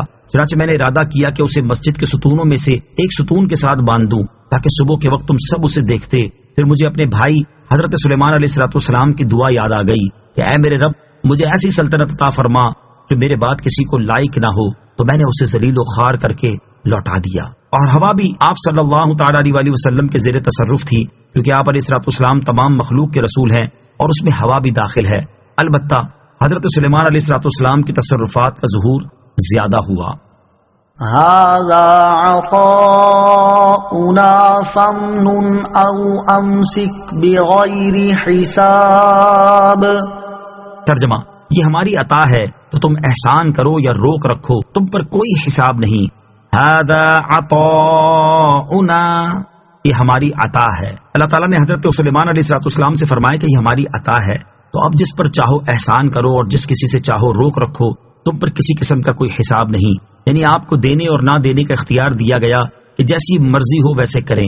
اللہ تعالیٰ انبیاء کرام علیہ الصلوۃ والسلام کو دیتا ہے اور وہ مخلوق میں تقسیم کرتے ہیں. اس آیت سے معلوم ہوا کہ انبیاء کرام علیہ الصلوۃ والسلام کو اللہ تعالیٰ دیتا ہے اور وہ حضرات اللہ کریم کے حکم سے مخلوق میں تقسیم فرماتے ہیں، اور اس تقسیم میں انہیں دینے اور نہ دینے کا مطلقاً اختیار ہوتا ہے. حدیث پاک میں بھی ہے کہ تاجدار رسالت صلی اللہ تعالی علیہ وسلم نے ارشاد فرمایا، اللہ تعالیٰ دیتا ہے اور میں تقسیم فرماتا ہوں. 2 احادیث مبارکہ مزید سماعت کیجیے. مسلم شریف کی حدیث ہے، حضرت ربیعہ بن کعب رضی اللہ تعالیٰ عنہ فرماتے ہیں، میں رات کے وقت رسول کریم علیہ الصلوۃ والسلام کی خدمت میں رہا کرتا اور آپ کے استنجا اور وضو کے لیے پانی لاتا تھا. ایک مرتبہ آپ علیہ الصلوۃ والسلام نے ارشاد فرمایا، مانگ کیا مانگتا ہے؟ میں نے عرض کی، میں آپ سے جنت کی رفاقت کا سوال کرتا ہوں. ارشاد فرمایا، اس کے علاوہ اور کچھ؟ میں نے عرض کی، مجھے یہی کافی ہے. ارشاد فرمایا، پھر زیادہ سجدے کر کے میری مدد کرو. نمبر 2، امیر المومنین حضرت علی المرتضیٰ کرم اللہ تعالی وجہ الکریم فرماتے ہیں، رسول کریم علیہ الصلوۃ والسلام سے جب کوئی شخص سوال کرتا تو اس وقت 2 طرح کی صورتحال ہوتی. اگر حضور اقدس علیہ الصلوۃ والسلام کو دینا منظور ہوتا تو نعم فرماتے یعنی اچھا، اور نہ منظور ہوتا تو خاموش رہتے، کسی چیز کو لا یعنی نہ فرماتے تھے. ایک روز ایک اعرابی نے حاضر ہو کر سوال کیا تو حضور پرنور علیہ الصلوۃ والسلام خاموش رہے. پھر سوال کیا تو خاموشی اختیار فرمائی. پھر سوال کیا تو اس پر نبی پاک علیہ الصلوۃ والسلام نے فرمایا، سل ما شئت یا اعرابی، اے اعرابی جو تیرا جی چاہے ہم سے مانگ. حضرت علی المرتضیٰ کرم اللہ تعالی وجہ الکریم فرماتے ہیں، یہ حال دیکھ کر نبی پاک علیہ الصلوۃ والسلام نے فرما دیا ہے، جو دل میں آئے مانگ لے. ہمیں اس اعرابی پر رشک آیا، ہم نے اپنے دل میں کہا اب یہ نبی پاک علیہ الصلوۃ والسلام سے جنت مانگے گا. لیکن اعرابی نے کہا تو کیا کہا کہ میں حضور علیہ الصلوۃ والسلام سے سواری کا اونٹ مانگتا ہوں. ارشاد فرمایا عطا ہوا. عرض کی حضور علیہ الصلوۃ والسلام سے زیادہ سفر مانگتا ہوں. ارشاد فرمایا عطا ہوا. ہمیں اس کے ان سوالوں پر تعجب ہوا اور سید دو عالم علیہ الصلوۃ والسلام نے ارشاد فرمایا، اس اعرابی کی مانگ اور بنی اسرائیل کی ایک بڑھیا کے سوال میں کتنا فرق ہے. پھر نبی پاک علیہ الصلوۃ والسلام نے اس کا ذکر ارشاد فرمایا کہ جب حضرت موسیٰ علیہ الصلوۃ والسلام کو دریا میں اترنے کا حکم ہوا اور وہ دریا کے کنارے تک پہنچے تو اللہ تعالیٰ نے سواری کے جانوروں کے منہ پھیر دیے کہ خود واپس پلٹ آئے. حضرت موسیٰ علیہ الصلوۃ والسلام نے عرض کی، یا اللہ یہ کیا حال ہے؟ ارشاد فرمایا، تم حضرت یوسف علیہ الصلوۃ والسلام کی قبر کے پاس ہو، ان کا جسم مبارک اپنے ساتھ لے لو. حضرت موسیٰ علیہ الصلوۃ والسلام کو قبر کا پتہ معلوم نہ تھا.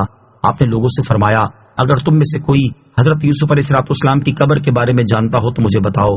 لوگوں نے عرض کی، ہم میں سے تو کوئی نہیں جانتا، البتہ بنی اسرائیل کی ایک بڑھیا ہے، ہو سکتا ہے کہ وہ حضرت یوسف علیہ الصلوۃ والسلام کی قبر کے بارے میں جانتی ہو کہ وہ کہاں ہے.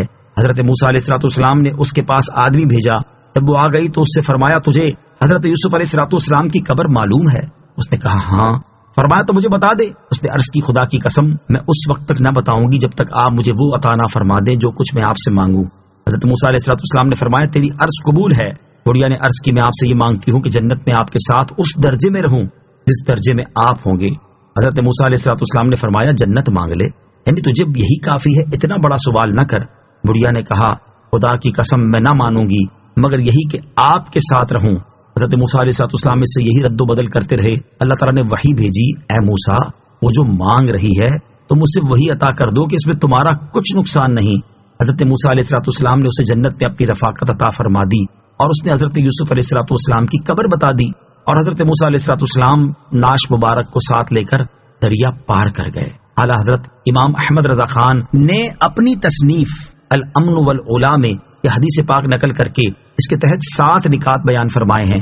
ان کا خلاصہ یہ ہے کہ حضور اقدس علیہ السلام کے اس ارشاد جو جی میں آئے مانگ میں صراحت کے ساتھ عموم موجود ہے کہ جو دل میں آئے مانگ لے، ہم سب کچھ عطا فرمانے کا اختیار رکھتے ہیں۔ صحابہ کرام نے اعرابی کو اختیار ملنے پر رشک فرمایا۔ اس سے معلوم ہوا کہ ان کا عقیدہ یہی تھا کہ حضور اقدس علیہ السلام کا ہاتھ اللہ تعالیٰ کی رحمت کے تمام خزانوں اور دنیا و آخرت کی ہر نعمت پر پہنچتا ہے، یہاں تک کہ سب سے اعلیٰ نعمت یعنی جنت جسے چاہے بخش دے۔ اختیار عام ملنے کے بعد اعرابی نے جو مانگا اس پر حضور پرنور علیہ السلام کا تعجب فرمانا اور بنی اسرائیل کی بڑیا کی مثال دینا اس بات کی دلیل ہے کہ اگر وہ جنت کا اعلیٰ سے اعلیٰ درجہ مانگتا تو آپ علیہ السلام وہی اسے عطا فرما دیتے۔ بڑیا کا حضرت موسیٰ علیہ السلام سے جنت میں ان کی رفاقت کا سوال کرنا اور حضرت موسیٰ علیہ السلام کا یہ سوال سن کر غضب و جلال میں نہ آنا بلکہ اس سے یہ کہنا کہ ہم سے جنت مانگ لو، اور اللہ تعالیٰ کا حضرت موسیٰ علیہ السلام کو بڑیا کی طلب کے مطابق عطا فرمانے کا حکم دینا اور حضرت موسیٰ علیہ السلام کا بڑیا کو جنت میں اپنی رفاقت عطا فرما دینا، یہ سب شواہد اس بات کی دلیل ہیں کہ اللہ تعالیٰ اپنے محبوب بندوں کو بے پناہ اختیارات عطا فرماتا ہے، اور وہ اللہ تعالیٰ کی عطا سے مخلوق میں جنت اور اس کے درجات تک تقسیم فرماتے ہیں۔ اس سے یہ بھی معلوم ہوا کہ مخلوق کا ان سے جنت اور اس کے اعلیٰ درجات مانگنا شرک ہرگز نہیں ہے۔ وَإِنَّ لَهُ عِندَنَا لَزُلْفَىٰ وَحُسْنَ مَآبٍ۔ ترجمہ، اور بے شک اس کے لیے ہماری بارگاہ میں ضرور قرب اور اچھا ٹھکانہ ہے۔ وَإِنَّ لَهُ عِندَنَا، اور بے شک اس کے لیے ہماری بارگاہ میں۔ اس سے پہلی آیات میں وہ نعمتیں بیان کی گئیں جو حضرت سلیمان علیہ السلام کو دنیا میں عطا کی گئیں، اور اس آیت میں آپ علیہ السلام پر آخرت میں کی جانے والی نعمتوں کا ذکر ہے۔ چنانچہ ارشاد فرمایا کہ دنیا میں اس عظیم سلطنت کے ساتھ ساتھ حضرت سلیمان علیہ السلام کے لیے آخرت میں بھی ہماری بارگاہ میں قرب اور اچھا ٹھکانہ ہے، اور وہ ٹھکانہ جنت ہے۔ اس سے معلوم ہوا کہ انبیاء کرام علیہ السلام بارگاہ الہی میں بڑی عزت و وجاہت والے ہوتے ہیں۔ وَاذْكُرْ عَبْدَنَا أَيُّوبَ إِذْ نَادَى رَبَّهُ أَنِّي مَسَّنِيَ الشَّيْطَانُ بِنُصْبٍ وَعَذَابٍ۔ ترجمہ، اور ہمارے بندے ایوب کو یاد کرو کہ جب اس نے اپنے رب کو پکارا کہ مجھے شیطان نے تکلیف اور ایذا پہنچائی ہے۔ وَاذْكُرْ عَبْدَنَا أَيُّوبَ، اور ہمارے بندے ایوب کو یاد کرو۔ اس سے پہلی آیت میں حضرت داؤد علیہ السلام اور حضرت سلیمان علیہ السلام کا واقعہ بیان کیا گیا۔ یہ دونوں وہ مبارک ہستیاں ہیں جنہیں اللہ تعالیٰ نے بے شمار نعمتیں عطا فرمائیں۔ اب اس آیت میں حضرت ایوب علیہ السلام کا واقعہ یاد دلایا جا رہا ہے، اور یہ وہ مبارک ہستی ہیں جنہیں اللہ تعالیٰ نے طرح طرح کی آزمائشوں کے ساتھ خاص فرمایا۔ ان واقعات کو بیان کرنے سے مقصود ان کی سیرت میں غور و فکر کرنا ہے۔ گویا کہ اللہ تعالیٰ نے ارشاد فرمایا کہ اے پیارے حبیب علیہ السلام، آپ اپنی قوم کی جہالت پر صبر فرمائیں، کیونکہ دنیا میں حضرت داؤد اور حضرت سلیمان علیہ السلام سے زیادہ نعمت، مال اور وجاہت والا کوئی نہیں تھا، اور حضرت ایوب علیہ السلام سے زیادہ مشقت اور آزمائش میں مبتلا ہونے والا کوئی نہ تھا۔ آپ ان انبیاء کرام علیہ السلام کے احوال میں غور فرمائیں تاکہ آپ جان جائیں کہ دنیا کے احوال کسی کے لیے ایک جیسے نہیں ہوتے، اور یہ بھی جان جائیں کہ عقل مند کو مشکلات پر صبر کرنا چاہیے۔ انی مسنی الشیطان بنصب وعذاب، مجھے شیطان نے تکلیف اور ایذا پہنچائی ہے۔ ایک قول یہ ہے کہ تکلیف اور ایذا سے آپ علیہ السلام کی بیماری اور اس کے شدائد مراد ہیں، اور ایک قول یہ ہے کہ اس سے مراد بیماری کے دوران شیطان کی طرف سے ڈالے جانے والے وسوسے ہیں جو کہ ناکام ہی ثابت ہوئے۔ حضرت ایوب علیہ السلام کو آزمائش میں مبتلا کیے جانے کے مختلف اسباب بیان کیے گئے ہیں۔ ابو البرکات عبداللہ بن احمد نصفی رحمۃ اللہ تعالی فرماتے ہیں اللہ تعالیٰ نے کسی خطا کی وجہ سے حضرت ایوب علیہ الصلوۃ والسلام کو آزمائش میں مبتلا نہیں کیا، بلکہ آپ علیہ الصلوۃ والسلام کے درجات مزید بلند کرنے کے لیے آزمائش میں مبتلا کیا۔ اللہ تعالیٰ کے ادب اور تعظیم کا تقاضا، یاد رہے کہ اچھے برے تمام افعال جیسے ایمان، کفر، اطاعت اور معصیت وغیرہ کا خالق اللہ تعالیٰ ہے، اور ان افعال کو پیدا کرنے میں اللہ تعالیٰ کا کوئی شریک نہیں۔ برے افعال کو بھی اگرچہ اللہ تعالیٰ نے پیدا فرمایا ہے، لیکن اس کے ادب اور تعظیم کا تقاضا یہ ہے کہ کلام میں ان افعال کی نسبت اللہ تعالیٰ کی طرف نہ کی جائے۔ اسی ادب کی وجہ سے حضرت ایوب علیہ الصلوۃ والسلام نے تکلیف اور ایذا پہنچانے کی نسبت شیطان کی طرف فرمائی ہے۔ اللہ تعالیٰ اپنے نیک بندوں کو آزماتا ہے۔ اس آیت سے معلوم ہوا کہ اللہ تعالیٰ اپنے نیک بندوں کو آزماتا ہے۔ حدیث پاک میں ہے، حضرت سعد رضی اللہ تعالیٰ عنہ نے عرض کی، یا رسول اللہ صلی اللہ تعالیٰ علیہ وسلم، سب سے زیادہ سخت آزمائش کس کی ہوتی ہے؟ سید المرسلین صلی اللہ تعالیٰ علیہ وسلم نے ارشاد فرمایا، انبیاء کرام کی، پھر اپنے درجے کے حساب سے مقربین کی۔ آدمی کی آزمائش اس کے دین کے مطابق ہوتی ہے، اگر دین میں مضبوط ہو تو سخت آزمائش ہوتی ہے، اور اگر دین میں کمزور ہو تو اسی حساب سے آزمائش کی جاتی ہے۔ بندے کے ساتھ آزمائشیں ہمیشہ رہتی ہیں، یہاں تک کہ وہ زمین پر اس طرح چلتا ہے کہ اس پر کوئی گناہ نہیں ہوتا۔ نوٹ: حضرت ایوب علیہ الصلوۃ والسلام کی بیماری اور مال و اولاد کی ہلاکت کا تفصیلی بیان سورہ انبیاء کی آیت نمبر 83 اور 84 میں گزر چکا ہے۔ اركض برجلك هذا مغتسل بارد وشراب۔ ترجمہ: ہم نے فرمایا زمین پر اپنا پاؤں مارو، یہ نہانے اور پینے کے لیے پانی کا ٹھنڈا چشمہ ہے۔ اركض برجلك، ہم نے فرمایا زمین پر اپنا پاؤں مارو۔ اللہ تعالیٰ نے حضرت ایوب علیہ الصلوۃ والسلام کی دعا قبول فرمائی اور ان کی طرف وحی فرمائی کہ زمین پر اپنا پاؤں مارو۔ چنانچہ آپ علیہ الصلوۃ والسلام نے زمین پر پاؤں مارا تو اس سے میٹھے پانی کا ایک چشمہ ظاہر ہوا، اور آپ علیہ الصلوۃ والسلام سے کہا گیا کہ یہ نہانے اور پینے کے لیے پانی کا ٹھنڈا چشمہ ہے۔ چنانچہ آپ علیہ الصلوۃ والسلام نے اس چشمے سے پانی پیا اور غسل کیا، اور اللہ تعالیٰ نے آپ علیہ الصلوۃ والسلام کے تمام ظاہری و باطنی مرض اور تکلیفیں دور فرما دیں۔ وَوَهَبْنَا لَهُ أَهْلَهُ وَمِثْلَهُم مَّعَهُمْ رَحْمَةً مِّنَّا وَذِكْرَىٰ لِأُولِي الْأَلْبَابِ۔ ترجمہ: اور ہم نے اپنی رحمت کرنے اور عقل مندوں کی نصیحت کے لیے اسے اس کے گھر والے اور ان کے برابر اور عطا فرما دیے۔ وَوَهَبْنَا لَهُ أَهْلَهُ، اور ہم نے اسے اس کے گھر والے عطا فرما دیے۔ حضرت حسن اور حضرت قتادہ رضی اللہ تعالیٰ عنہما سے مروی ہے کہ حضرت ایوب علیہ الصلوۃ والسلام کی جو اولاد مر چکی تھی، اللہ تعالیٰ نے اس کو دوبارہ زندہ کیا اور اپنے فضل و رحمت سے اتنے ہی اور عطا فرمائے۔ وَذِكْرَىٰ لِأُولِي الْأَلْبَابِ، اور عقل مندوں کی نصیحت کے لیے، یعنی ہم نے حضرت ایوب علیہ الصلوۃ والسلام کو آزمائش میں مبتلا کیا تو انہوں نے صبر کیا، پھر ہم نے ان کی آزمائش ختم فرما دی اور ان کی تکلیفیں دور کر دی تو انہوں نے شکر کیا۔ اس میں عقل مندوں کے لیے نصیحت ہے کہ وہ مصیبت آنے پر واویلا کرنے کی بجائے صبر کرے اور مصیبت سے خلاصی پانے کے بعد اللہ تعالیٰ کا شکر ادا کیا کرے۔ وَخُذْ بِيَدِكَ ضِغْثًا فَاضْرِب بِّهِ وَلَا تَحْنَثْ إِنَّا وَجَدْنَاهُ صَابِرًا نِعْمَ الْعَبْدُ إِنَّهُ أَوَّابٌ۔ ترجمہ: اور فرمایا اپنے ہاتھ میں ایک جھاڑو لے کر اس سے مار دو اور قسم نہ توڑو، بے شک ہم نے اسے صبر کرنے والا پایا، وہ کیا ہی اچھا بندہ ہے، بے شک وہ بہت رجوع لانے والا ہے۔ وَخُذْ بِيَدِكَ ضِغْثًا، اور اپنے ہاتھ میں ایک جھاڑو لو۔ بیماری کے زمانے میں حضرت ایوب علیہ الصلوۃ والسلام کی زوجہ ایک بار کہیں کام سے گئیں تو دیر سے آپ علیہ الصلوۃ والسلام کی خدمت میں حاضر ہوئیں۔ اس پر آپ علیہ الصلوۃ والسلام نے قسم کھائی کہ میں تندرست ہو کر تمہیں 100 کوڑے ماروں گا۔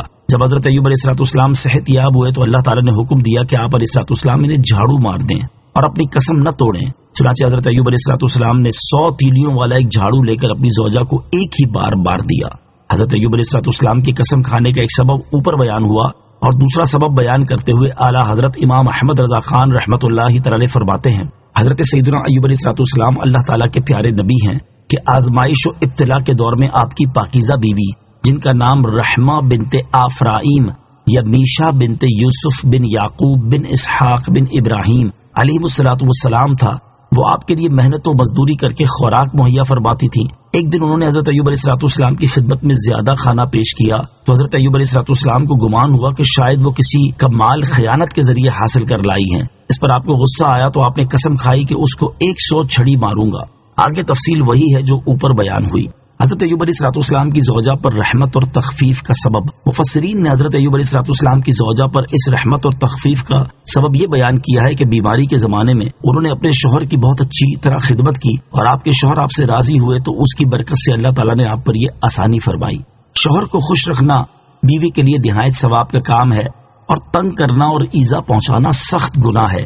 ہمارے ہاں بعض اوقات معمولی سی بات پر بیویاں شوہر سے طلاق کا مطالبہ کر دیتی ہیں اور یہ حرکت شوہر کے لیے نہایت تکلیف دہ ہوتی ہے۔ ایسی عورتوں کے لیے ان 3 احادیث میں بھی بہت عبرت اور نصیحت ہے۔ نمبر 1، ترمذی شریف کی حدیث ہے، حضرت ثوبان رضی اللہ تعالیٰ عنہ سے روایت ہے، رسول اللہ صلی اللہ تعالیٰ علیہ وسلم نے ارشاد فرمایا، جو عورت بغیر کسی حرج کے شوہر سے طلاق کا سوال کرے اس پر جنت کی خوشبو حرام ہے۔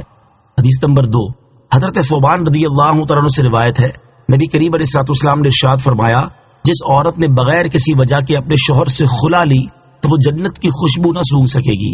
نمبر 3، حضرت معاذ رضی اللہ تعالیٰ عنہ سے روایت ہے، حضور اقدس صلی اللہ تعالیٰ علیہ وسلم نے فرمایا، جب عورت اپنے شوہر کو دنیا میں ایذا دیتی ہے تو حور عین کہتی ہیں، خدا تجھے قتل کرے، اسے ایذا نہ دے، یہ تو تیرے پاس مہمان ہے، ان قریب تجھ سے جدا ہو کر ہمارے پاس آئے گا۔ اللہ تعالیٰ ایسی عورتوں کو عقل سلیم اور ہدایت عطا فرمائے، آمین۔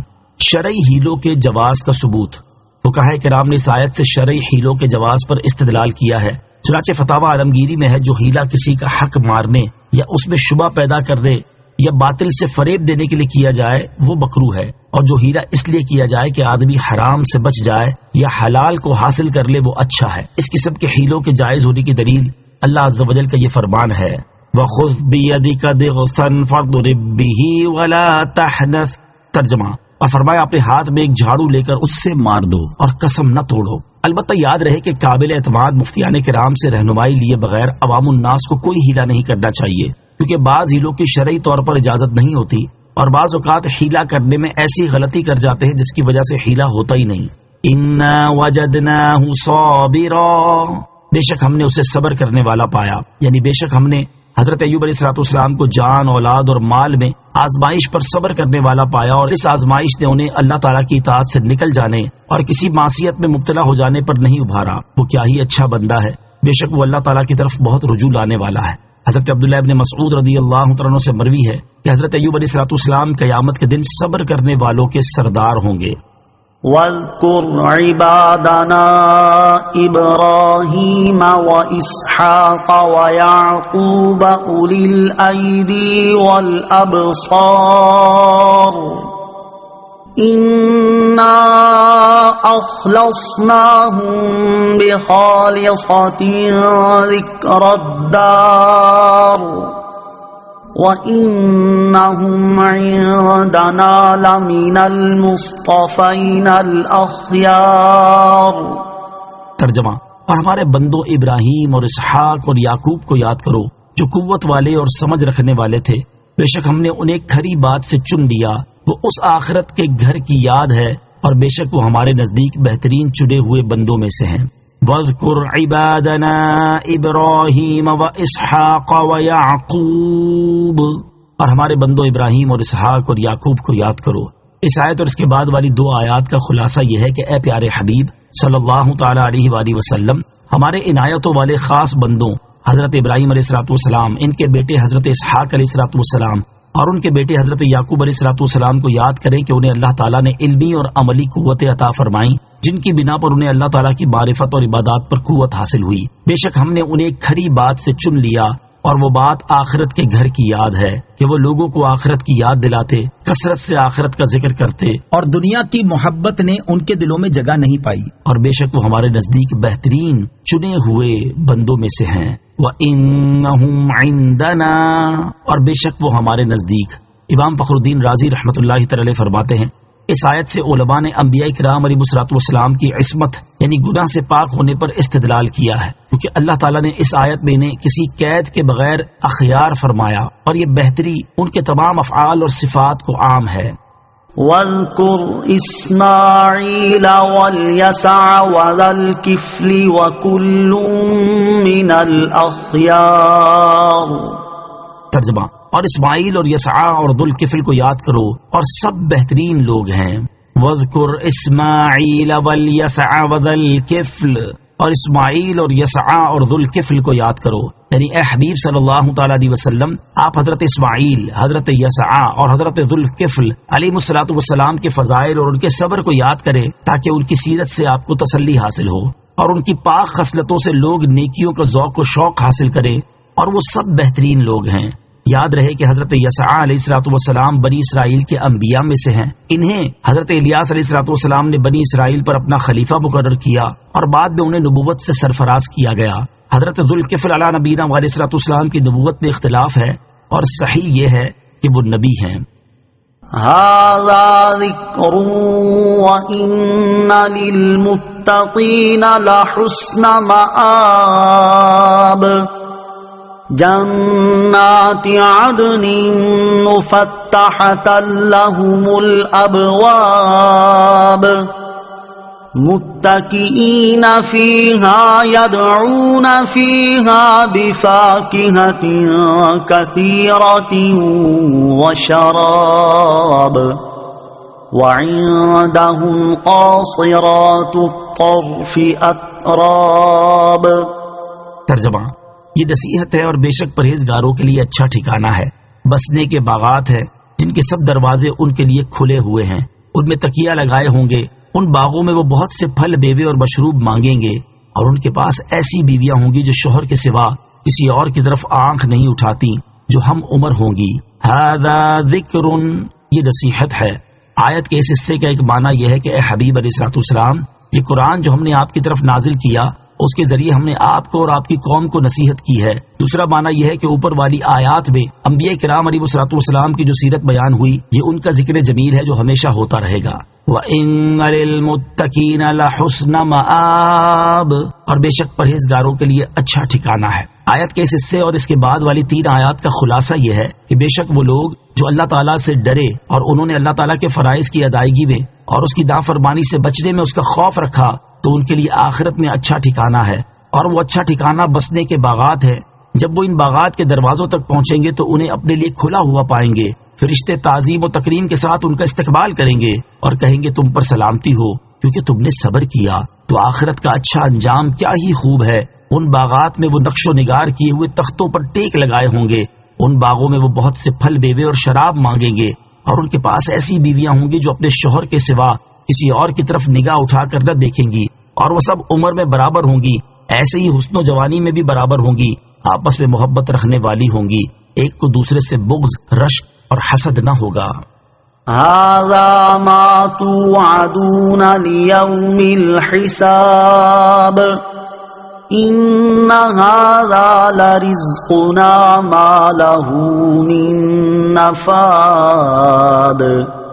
ترجمہ: یہ وہ ہے جس کا تمہیں حساب کے دن کے لیے وعدہ کیا جاتا ہے. بے شک یہ ہمارا رزق ہے، اس کے لیے کبھی ختم ہونا نہیں ہے. هذا ما توعدون، یہ وہ ہے جس کا تمہیں وعدہ کیا جاتا ہے. یعنی فرشتے ان سے کہیں گے اے پرہیزگارو، یہ ثواب اور نعمتیں وہ ہیں جن کا حساب کے دن کے لیے نبی علیہ الصلوۃ والسلام کی زبان سے تمہیں وعدہ کیا جاتا ہے. ان ھذا لرزقنا، بے شک یہ ہمارا رزق ہے. یعنی پرہیزگاروں کے لیے جو انعام و اکرام ذکر کیا گیا یہ ہمارا عطا کردہ رزق ہے اور یہ ہمیشہ باقی رہے گا. هذا وإن للطاغين لشر مآب جهنم يصلونها فبئس المهاد هذا فليذوقوه حميم وغساق وآخر من شکلہ ازواج. ترجمہ: نیکوں کے لیے تو یہ ہے، اور بے شک سرکشی کرنے والوں کے لیے برا ٹھکانہ ہے. جہنم ہے جس میں داخل ہوں گے تو وہ کیا ہی برا بچھونا ہے. یہ کھولتا پانی اور پیپ ہے تو جہنمی اسے چکھیں، اور اسی طرح کے دوسرے مختلف اقسام کے عذاب ہوں گے. ہذا، یہ اس سے پہلی آیات میں پرہیزگاروں کا ثواب بیان کیا گیا اور اس آیت سے سرکشی کرنے والوں کی سزا بیان کی جا رہی ہے. تاکہ وعدے کے بعد وعید کا اور ترغیب کے بعد ڈرانے اور خوف دلانے کا بیان ہو۔ چنانچہ اس آیت اور اس کے بعد والی 3 آیات کا خلاصہ یہ ہے کہ ایمان والوں کا صلہ تو یہ ہے جو بیان ہوا، اور اب اس کے مقابل سنو، بے شک اللہ تعالیٰ کے حکم کے خلاف سرکشی کرنے والوں اور اس کے رسولوں کو جھٹلانے والوں کے لیے برا ٹھکانہ ہے، اور وہ برا ٹھکانہ جہنم ہے جس میں وہ قیامت کے دن داخل ہوں گے تو وہ بھڑکنے والی آگ کیا ہی برا بچھونا ہے، کیونکہ وہی آگ ان کا فرش ہوگی۔ جہنمیوں کے لیے کھولتا پانی اور پیپ ہے جو جہنمیوں کے جسموں اور ان کے سڑے ہوئے زخموں اور نجاست کے مقاموں سے بہے گی، جلتی اور بدبودار ہوگی، تو وہ اسے چکھیں، اور ان کے لیے اسی طرح کے ملتے جلتے قسم قسم کے عذاب ہوں گے۔ جہنمیوں کی پیپ کی کیفیت حضرت ابو سعید خدری رضی اللہ تعالیٰ عنہ سے روایت ہے، رسول اللہ صلی اللہ تعالیٰ علیہ وسلم نے ارشاد فرمایا، اگر غساق یعنی جہنمیوں کی پیپ کا ایک ڈول دنیا میں بہا دیا جائے تو پوری دنیا والے بدبودار ہو جائیں۔ هذا فوج مقتحم معكم لا مرحبا بهم انهم صالوا النار۔ ترجمہ، یہ ایک اور فوج ہے جو تمہارے ساتھ دھسی جا رہی ہے، انہیں کوئی خوش آمدید نہیں، بے شک یہ آگ میں داخل ہو رہے ہیں۔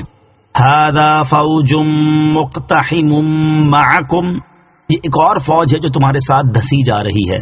حضرت عبداللہ ابن عباس رضی اللہ تعالیٰ عنہما نے فرمایا کہ جب کافروں کے سردار جہنم میں داخل ہوں گے اور ان کے پیچھے پیچھے ان کی پیروی کرنے والے بھی جا رہے ہوں گے تو جہنم کے خازن ان سرداروں سے کہیں گے کہ تمہاری پیروی کرنے والوں کی فوج ہے جو تمہاری طرح تمہارے ساتھ جہنم میں دھسی جا رہی ہے۔ کافر سردار جہنم کے خازن فرشتوں کو جواب دیتے ہوئے کہیں گے، ان پیروکاروں کو جہنم میں کھلی جگہ نہ ملے، بے شک ہماری طرح یہ بھی آگ میں داخل ہو رہے ہیں۔ قالوا بل انتم لا مرحبا بكم انتم قدمتموه لنا فبئس القرار۔ قالوا ربنا من قدم لنا هذا فزده عذابا ضعفا في النار۔ ترجمہ، پیروکار کہیں گے بلکہ تمہیں کوئی خوش آمدید نہیں، تم ہی یہ مصیبت ہمارے آگے لائے ہو تو کیا ہی برا ٹھکانہ ہے۔ پھر پیروکار کہیں گے، اے ہمارے رب، جو یہ مصیبت ہمارے آگے لایا اسے آگ میں دگنا عذاب بڑھا۔ قالوا، وہ کہیں گے یعنی پیروکار اپنے سرداروں سے کہیں گے، بلکہ تمہیں کھلی جگہ نہ ملے، تم ہی یہ عذاب ہمارے آگے لائے ہو کیونکہ تم نے پہلے کفر اختیار کیا پھر ہمیں بھی اس راہ پر چلایا، تو جہنم بہت ہی برا ٹھکانہ ہے۔ اس سے معلوم ہوا کہ اہل جنت آپس میں اتفاق اور محبت رکھیں گے، جبکہ اہل جہنم آپس میں نا اتفاقی کا شکار ہوں گے۔ قالوا، وہ کہیں گے یعنی پیروی کرنے والے کفار اپنے سرداروں کے متعلق بارگاہ الہی میں عرض کریں گے کہ اے ہمارے رب عز و جل، جو یہ عذاب ہمارے آگے لایا اسے آگ میں ہم سے دگنا عذاب دے، کیونکہ وہ کافر بھی ہے اور کافر گر بھی، اور ہم صرف کافر ہیں۔ وقالوا ما لنا لا نرى رجالا كنا نعدهم من الأشرار اتخذناهم سخريا أم زاغت عنهم الأبصار إن ذلك لحق تخاصم أهل النار۔ ترجمہ، اور کہیں گے ہمیں کیا ہوا کہ ہم ان مردوں کو نہیں دیکھ رہے جنہیں ہم برا شمار کرتے تھے، کہ ہم نے انہیں ایسے ہی ہنسی بنا لیا تھا یا آنکھیں ان کی طرف سے پھر گئی تھی؟ بے شک یہ دوزخیوں کا باہم جھگڑنا ضرور حق ہے۔ وقالوا، اور وہ کہیں گے، اس آیت اور اس کے بعد والی آیت کا خلاصہ یہ ہے کہ جب کفار جہنم میں غریب مسلمانوں کو نہ دیکھیں گے تو کفار کے سردار کہیں گے، ہمیں جہنم میں وہ غریب مسلمان نظر کیوں نہیں آ رہے جنہیں ہم دنیا میں برے لوگوں میں شمار کرتے تھے، اور انہیں ہم اپنے دین کا مخالف ہونے کی وجہ سے شریر کہتے تھے اور غریب ہونے کی وجہ سے انہیں حقیر سمجھتے تھے۔ پھر کہیں گے کیا ہم نے انہیں مذاق نہ بنا لیا تھا، جبکہ حقیقت میں وہ ایسے نہ تھے اور وہ دوزخ میں آئے ہی نہیں ہیں، نیز ہمارا ان کے ساتھ استہزاء کرنا اور ان کا مذاق اڑانا باطل اور غلط تھا، یا ہماری آنکھیں ان کی طرف سے پھر گئیں اس لیے وہ ہمیں نظر نہ آئے۔ دوسری آیت کے آخری حصے کا ایک معنی یہ بھی ہے کہ یا ان کی طرف سے ہماری آنکھیں پھر گئیں اور دنیا میں ہم ان کے مرتبے اور بزرگی کو نہ دیکھ سکے۔ اس سے معلوم ہوا کہ کفار جہنم میں ایک دوسرے کو پہچانیں گے اور دنیا کی باتیں بھی یاد کریں گے۔ قل انما انا منذر وما من الہ الا اللہ الواحد القہار. ترجمہ: تم فرماؤ میں صرف ڈر سنانے والا ہوں اور انہیں دیکھتے رہو تو عنقریب وہ بھی دیکھیں گے. قل، تم فرماؤ. اس سورت کی ابتدا میں بیان ہوا کہ جب تاجدار رسالت صلی اللہ تعالی علیہ وسلم نے لوگوں کو اللہ تعالیٰ کی وحدانیت، اپنی رسالت اور قیامت کے حق ہونے پر ایمان لانے کی دعوت دی تو کفار نے اپنی جہالت کا ثبوت پیش کرتے ہوئے آپ علیہ الصلوۃ والسلام کو جادوگر اور جھوٹا کہا. پھر اللہ تعالیٰ نے مختلف انبیاء کرام علیہ الصلوۃ والسلام کے واقعات بیان فرمائے تاکہ ان کی سیرت کو سامنے رکھتے ہوئے کفار کی جہالت پر صبر کرنا آسان ہو اور کفار اپنے کفر پر اصرار اور جہالت کو چھوڑ کر ایمان قبول کرنے کی طرف راغب ہوں. ان چیزوں کو بیان کرنے کے بعد اب پھر اللہ تعالیٰ وحدانیت، رسالت اور مرنے کے بعد اٹھائے جانے کا بیان فرما رہا ہے. چنانچہ ارشاد فرمایا: اے حبیب علیہ الصلوۃ والسلام، آپ کفار مکہ سے فرما دیں کہ میں صرف تمہیں اللہ تعالیٰ کی طرف سے تمہارے کفر اور گناہوں کے بدلے عذاب کا ڈر سنانے والا ہوں، اور یہ بھی فرما دیں کہ اللہ تعالیٰ کے سوا اور کوئی معبود نہیں، وہ اکیلا ہے. وہ اپنی ذات، صفات اور افعال میں اصلاً شرک کو قبول نہیں کرتا. اس کی بارگاہ کے علاوہ اور کوئی جائے پناہ نہیں. وہ اپنے علاوہ ہر ممکن چیز پر غالب ہے. وہ آسمانوں اور زمین اور ان کے درمیان موجود تمام مخلوقات کا مالک ہے. تو یہ کس طرح ہو سکتا ہے کہ اس کا کوئی شریک ہو؟ اور اس کی شان یہ ہے کہ وہ عزت والا اور بڑا بخشنے والا ہے. مخلوق کا خوف دور کرنے کا وظیفہ. علامہ اسماعیل حقی رحمۃ اللہ تعالی علیہ فرماتے ہیں کہ جو کوئی یا قہار روزانہ 1000 بار پڑھ لیا کرے تو اس کے دل سے مخلوق کا خوف دور ہو جائے گا. رب السماوات والارض وما بینہما العزیز الغفار. ترجمہ: وہ آسمانوں اور زمین کا اور جو کچھ ان کے درمیان ہے سب کا مالک ہے، عزت والا، بڑا بخشنے والا ہے. رب السماوات والارض وما بینہما، وہ آسمانوں اور زمین کا اور جو کچھ ان کے درمیان ہے سب کا مالک ہے. امام فخر الدین رازی رحمۃ اللہ تعالی فرماتے ہیں اس آیت اور اس سے اوپر والی آیت میں اللہ تعالیٰ نے اپنی 5 صفات بیان فرمائی ہیں. نمبر 1 واحد، نمبر 2 قہار، نمبر 3 رب، نمبر 4 عزیز، نمبر 5 غفار. اللہ تعالیٰ کی وحدانیت وہ چیز ہے کہ جس کے بارے میں اہل حق اور مشرکین کے درمیان اختلاف ہے. چنانچہ اللہ تعالیٰ نے اپنی صفت قہار بیان فرما کر اپنی وحدانیت پر استدلال فرمایا. اور یہ صفت اگرچہ اللہ تعالیٰ کی وحدانیت پر دلالت کرتی ہے لیکن صرف اسے سن کر لوگوں کے دلوں میں شدید خوف بیٹھ جاتا. اس لیے اللہ تعالیٰ نے اس کے بعد اپنی 3 وہ صفات بیان فرما دی جو اس کی رحمت، فضل اور کرم پر دلالت کرتی ہیں. پہلی صفت وہ آسمانوں اور زمین کا اور جو کچھ ان کے درمیان ہے سب کا رب ہے. اس صفت کی کامل معرفت اس وقت حاصل ہوگی جب زمین و آسمان کی تخلیق اور عناصر اربعہ وغیرہ میں اللہ تعالیٰ کی حکمت کے آثار میں غور و فکر کیا جائے. اور یہ ایک ایسا سمندر ہے جس کا کوئی ساحل ہی نہیں، لہٰذا جب تم ان چیزوں کی تخلیق میں اللہ تعالیٰ کی حکمت کے آثار میں غور کرو گے تو اس وقت اللہ تعالیٰ کے رب ہونے کو پہچان جاؤ گے. دوسری صفت اللہ تعالیٰ عزیز یعنی عزت اور غلبے والا ہے. اس صفت کو بیان کرنے کا فائدہ یہ ہے کہ اللہ تعالیٰ کے رب ہونے کا سن کر کوئی یہ کہہ سکتا تھا کہ ہاں اللہ تعالیٰ رب تو ہے لیکن وہ ہر چیز پر قادر نہیں. اللہ تعالیٰ نے اس بات کا جواب دے دیا کہ وہ عزیز ہے اور وہ ہر چیز پر غالب ہے جبکہ اس پر کوئی چیز غالب نہیں. تیسری صفت اللہ تعالیٰ بڑا بخشنے والا ہے. اس صفت کو بیان کرنے کا فائدہ یہ ہے کہ کوئی یہ بات کہہ سکتا تھا کہ ہاں اللہ تعالیٰ رب ہے اور وہ احسان فرمانے والا ہے لیکن وہ اطاعت گزاروں اور اخلاص کے ساتھ عبادت کرنے والوں پر احسان فرمانے والا ہے. اللہ تعالیٰ نے اس کا جواب بھی اس طرح دے دیا کہ جو شخص 70 سال تک اپنے کفر پر قائم رہے پھر اپنے کفر سے سچی توبہ کر لے تو میں گناہ گاروں کے زمرے سے اس کا نام خارج کر دوں گا اور اپنے فضل و رحمت سے اس کے تمام گناہوں پر پردہ ڈال دوں گا اور اسے نیک لوگوں کے مرتبے تک پہنچا دوں گا. قل هو نبأ عظیم انتم عنہ معرضون. ترجمہ: تم فرماؤ وہ ایک عظیم خبر ہے تم اس سے منہ پھیرے ہوئے ہو. هو نبأ عظیم، وہ ایک عظیم خبر ہے.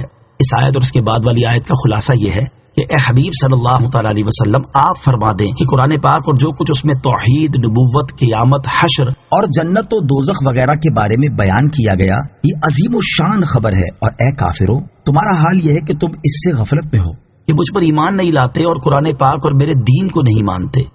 ما كان لي من علم بالملأ الأعلى إذ يختصمون. ترجمہ: مجھے عالم بالا کی کوئی خبر نہیں تھی جب وہ بحث کر رہے تھے. اذ یختصمون، جب وہ بحث کر رہے تھے. بحث کرنے والوں کے بارے میں ایک قول یہ ہے کہ ان سے مراد وہ فرشتے ہیں جو حضرت آدم علیہ الصلوۃ والسلام کی تخلیق کے بارے میں گفتگو کر رہے تھے۔ اس صورت میں یہ حضور سید المرسلین صلی اللہ تعالی علیہ وسلم کی نبوت صحیح ہونے کی ایک دلیل ہے۔ مدعا یہ ہے کہ اگر میں نبی نہ ہوتا تو عالم بالا میں فرشتوں کا حضرت آدم علیہ الصلوۃ والسلام کے بارے میں سوال و جواب کرنا مجھے کیا معلوم ہوتا۔ اس کی خبر دینا میری نبوت اور میرے پاس وحی آنے کی دلیل ہے۔ دوسرا قول یہ ہے کہ ان سے وہ فرشتے مراد ہیں جو اس چیز میں بحث کر رہے تھے کہ کون سے کام گناہوں کا کفارہ بن جاتے ہیں۔ حضور اقدس علیہ الصلوۃ والسلام کو عالم بالا کے فرشتوں کی بحث کا علم عطا ہوا۔ اللہ تعالیٰ نے اس کا علم بھی آپ علیہ الصلوۃ والسلام کو عطا کیا، جیسا کہ حضرت عبداللہ ابن عباس رضی اللہ تعالیٰ عنہما سے روایت ہے، تاجدار رسالت صلی اللہ تعالیٰ علیہ وسلم نے ارشاد فرمایا کہ میں اپنے بہترین حال میں اپنے رب عز و جل کے دیدار سے مشرف ہوا۔ حضرت عبداللہ ابن عباس رضی اللہ تعالیٰ عنہما فرماتے ہیں کہ میرے خیال میں یہ واقعہ خواب کا ہے۔ حضور اقدس علیہ الصلوۃ والسلام فرماتے ہیں کہ اللہ تعالیٰ نے فرمایا، اے محمد صلی اللہ تعالی علیہ وآلہ وسلم، تمہیں معلوم ہے کہ عالم بالا کے فرشتے کس بحث میں ہیں؟ میں نے عرض کی نہیں۔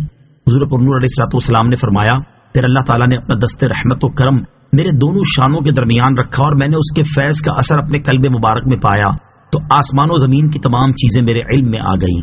پھر اللہ تعالیٰ نے فرمایا، اے محمد صلی اللہ تعالی علیہ وآلہ وسلم، کیا تم جانتے ہو کہ عالم بالا کے فرشتے کس چیز کے بارے میں بحث کر رہے ہیں؟ میں نے عرض کی، ہاں اے رب عز و جل، میں جانتا ہوں، وہ کفارات میں بحث کر رہے ہیں، اور کفارات یہ ہیں: نمازوں کے بعد مسجد میں ٹھہرنا، پیدل جماعتوں کے لیے جانا، جس وقت سردی وغیرہ کے باعث پانی کا استعمال ناگوار ہو اس وقت اچھی طرح وضو کرنا۔ جس نے یہ کیا اس کی زندگی بھی بہتر، موت بھی بہتر، اور وہ گناہوں سے ایسا پاک صاف نکلے گا جیسا اپنی ولادت کے دن تھا۔ اللہ تعالیٰ نے فرمایا، اے محمد صلی اللہ تعالی علیہ وسلم، نماز کے بعد یہ دعا کیا کرو: اللہم انی اسألک فعل الخیرات وترک المنکرات وحب المساکین وَإِذَا أَرَدْتَ بِعِبَادِكَ فِتْنَةً فَأَقْبِضْنِي إِلَيْكَ غَيْرَ مَفْتُونٍ۔ بعض روایتوں میں یہ ہے کہ سرکار دو عالم علیہ الصلوۃ والسلام نے فرمایا، مجھ پر ہر چیز روشن ہو گئی اور میں نے پہچان لی، اور ایک روایت میں ہے کہ جو کچھ مشرق و مغرب میں ہے سب میں نے جان لیا۔ علامہ علاؤ الدین علی بن محمد بن ابراہیم بغدادی رحمۃ اللہ تعالی علیہ، جو کہ خازن کے نام سے معروف ہیں، اپنی تفسیر میں دونوں شانوں کے درمیان ہاتھ رکھنے اور ٹھنڈک محسوس ہونے کا معنی یہ بیان فرماتے ہیں کہ اللہ تعالیٰ نے حضور اکرم علیہ الصلوۃ والسلام کا سینہ مبارک کھول دیا اور قلب شریف کو منور کر دیا، اور جن چیزوں کو کوئی نہ جانتا ہو ان سب کی معرفت آپ کو عطا کر دی، حتیٰ کہ آپ نے نعمت و معرفت کی ٹھنڈک اپنے قلب مبارک میں پائی، اور جب قلب شریف منور ہو گیا اور سینہ پاک کھل گیا تو جو کچھ آسمانوں اور زمینوں میں ہے وہ اللہ تعالیٰ کے بتانے سے جان لیا۔ یوحا الی الا انما انا نذیر مبین۔ ترجمہ: مجھے تو یہی وحی ہوتی ہے کہ میں تو کھلا ڈر سنانے والا ہی ہوں۔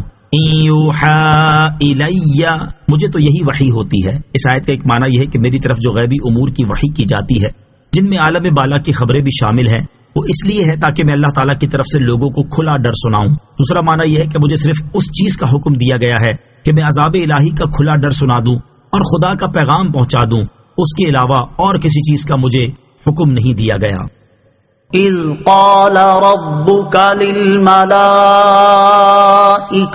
انی خالق بشرا من طین فَإِذَا سَوَّيْتُهُ وَنَفَخْتُ فِيهِ مِنْ رُوحِي فَقَعُوا لَهُ سَاجِدِينَ فَسَجَدَ الْمَلَائِكَةُ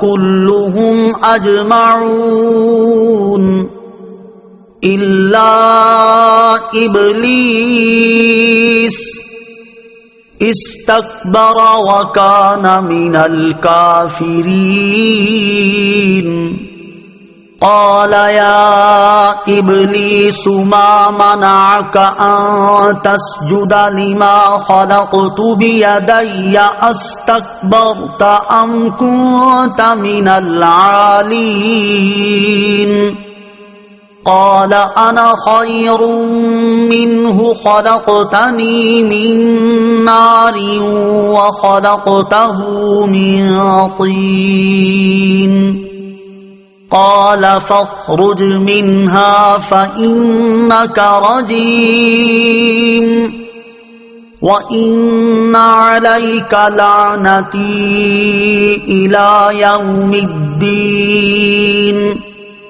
ترجمہ: جب تمہارے رب نے فرشتوں سے فرمایا کہ میں مٹی سے انسان بنانے والا ہوں، پھر جب میں اسے ٹھیک بنا لوں اور اس میں اپنی خاص روح پھونکوں تو تم اس کے لیے سجدے میں پڑ جانا، تو تمام فرشتوں نے اکٹھے سجدہ کیا سوائے ابلیس کے۔ اس نے تکبر کیا اور وہ کافروں میں سے ہو گیا۔ اللہ نے فرمایا: اے ابلیس، تجھے کس چیز نے روکا کہ تو اسے سجدہ کرے جسے میں نے اپنے ہاتھوں سے بنایا؟ کیا تو نے تکبر کیا ہے یا تو تھا ہی متکبروں میں سے؟ اس نے کہا: میں اس سے بہتر ہوں، تو نے مجھے آگ سے بنایا اور اسے مٹی سے پیدا کیا۔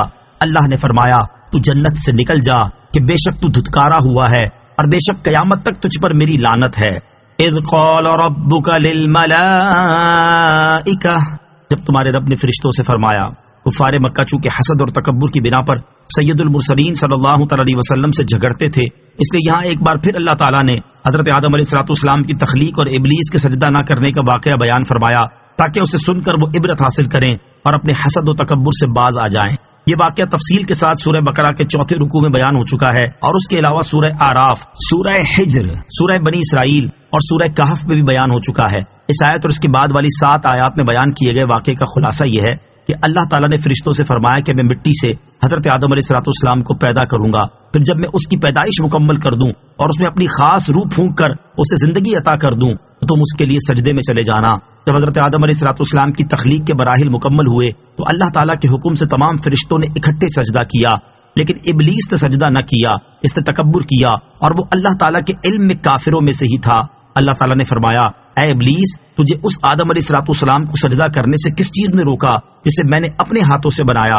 کیا تو نے تکبر کیا ہے یا تو پہلے ہی اس قوم میں سے تھا جن کا شیوا ہی تکبر ہے؟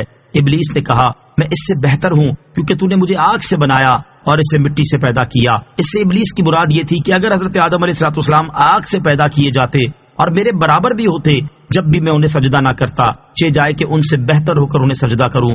اللہ تعالیٰ نے فرمایا: تو جنت سے نکل جا کہ بے شک تو اپنی سرکشی، نافرمانی اور تکبر کے باعث دھتکارا ہوا ہے، اور بے شک قیامت تک تجھ پر میری لعنت ہے، اور قیامت کے بعد لعنت بھی اور طرح طرح کے عذاب بھی ہیں۔ پھر اللہ تعالیٰ نے اس کی صورت بدل دی، وہ پہلے حسین تھا، بد شکل روسیہ کر دیا گیا اور اس کی نورانیت سلب کر دی گئی۔ قال رب فأنظرني إلى يوم يبعثون قال فإنك من المنظرين إلى يوم الوقت المعلوم۔ ترجمہ: اس نے کہا: اے میرے رب، اگر ایسا ہی ہے تو مجھے لوگوں کے اٹھائے جانے کے دن تک مہلت دے۔ اللہ نے فرمایا: پس بے شک تو مہلت والوں میں سے ہے، معین وقت کے دن تک۔ قال ربی، اس نے کہا: اے میرے رب۔ اس آیت اور اس کے بعد والی 2 آیات کا خلاصہ یہ ہے کہ جب شیطان مردود ہو گیا تو اس نے عرض کی: اے میرے رب، اگر ایسا ہی ہے تو مجھے حضرت آدم علیہ السلام اور ان کی اولاد کے فنا ہونے کے بعد جزا کے لیے اٹھائے جانے کے دن تک مہلت دے۔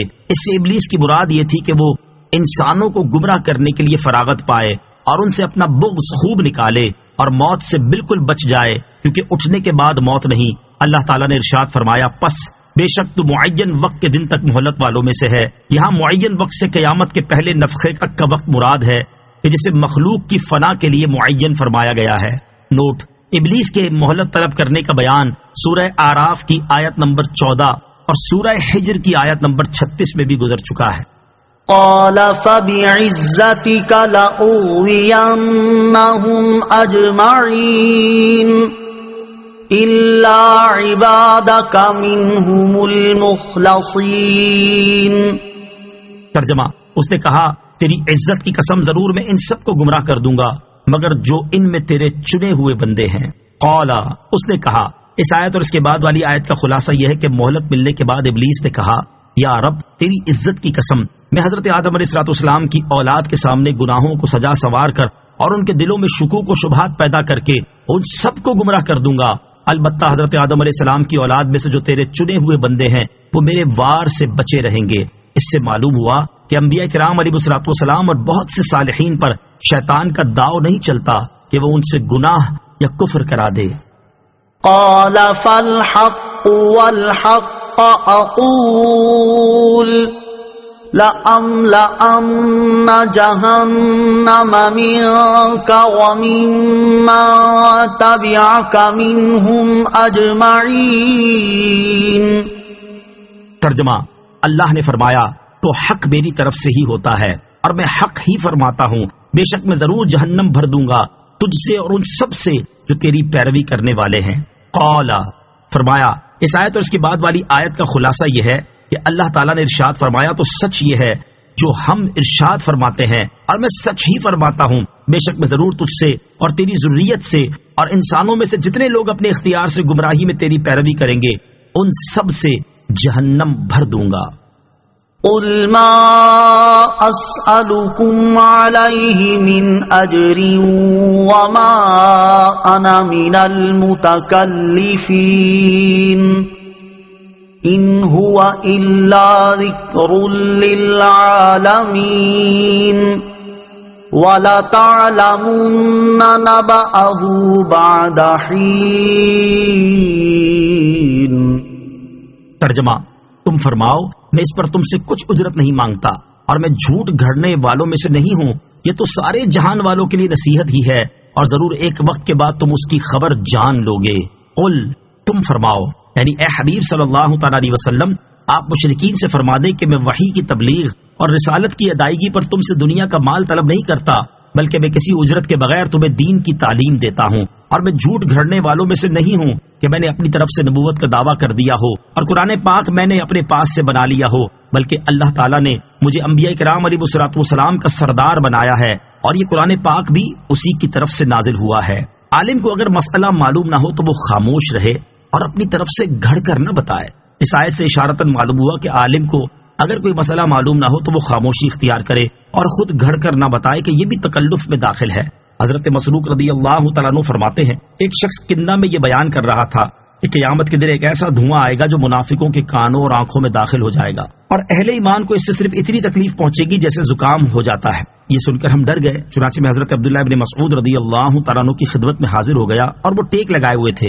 جب میں نے واقعہ بیان کیا تو وہ غضبناک ہوئے، پھر سیدھے بیٹھ گئے اور فرمایا، جو کسی بات کو جانتا ہو تو کہے، اور جو نہ جانتا ہو تو اسے کہنا چاہیے کہ اللہ تعالیٰ خوب جانتا ہے، کیونکہ یہ بھی علم ہی سے ہے کہ جس بات کو نہ جانے تو کہہ دے کہ میں نہیں جانتا، کیونکہ اللہ تعالیٰ نے نبی کریم علیہ الصلوۃ والسلام سے فرمایا، قل ما اسألکم علیہ من اجر وما انا من المتکلفین۔ ترجمہ، تم فرماؤ میں اس پر تم سے کچھ اجرت نہیں مانگتا اور میں جھوٹ گھڑنے والوں میں سے نہیں ہوں۔ حضرت ابو موسیٰ اشعری رضی اللہ تعالیٰ عنہ نے اپنے خطبے میں فرمایا، جو آدمی کسی چیز کا علم رکھتا ہو تو اسے چاہیے کہ وہ لوگوں کو سکھائے اور وہ بات کہنے سے بچے جس کا علم نہ رکھتا ہو، ورنہ وہ دین سے نکل جائے گا اور تکلف کرنے والوں میں سے ہوگا۔ اللہ تعالیٰ عمل کی توفیق عطا فرمائے، آمین۔ وَلَتَعْلَمُنَّ نَبَأَهُ، اور ضرور تم اس کی خبر جان لوگے، یعنی اے کفار مکہ، ضرور تم ایک وقت کے بعد قرآن کی خبروں کے حق اور سچا ہونے کو جان جاؤ گے۔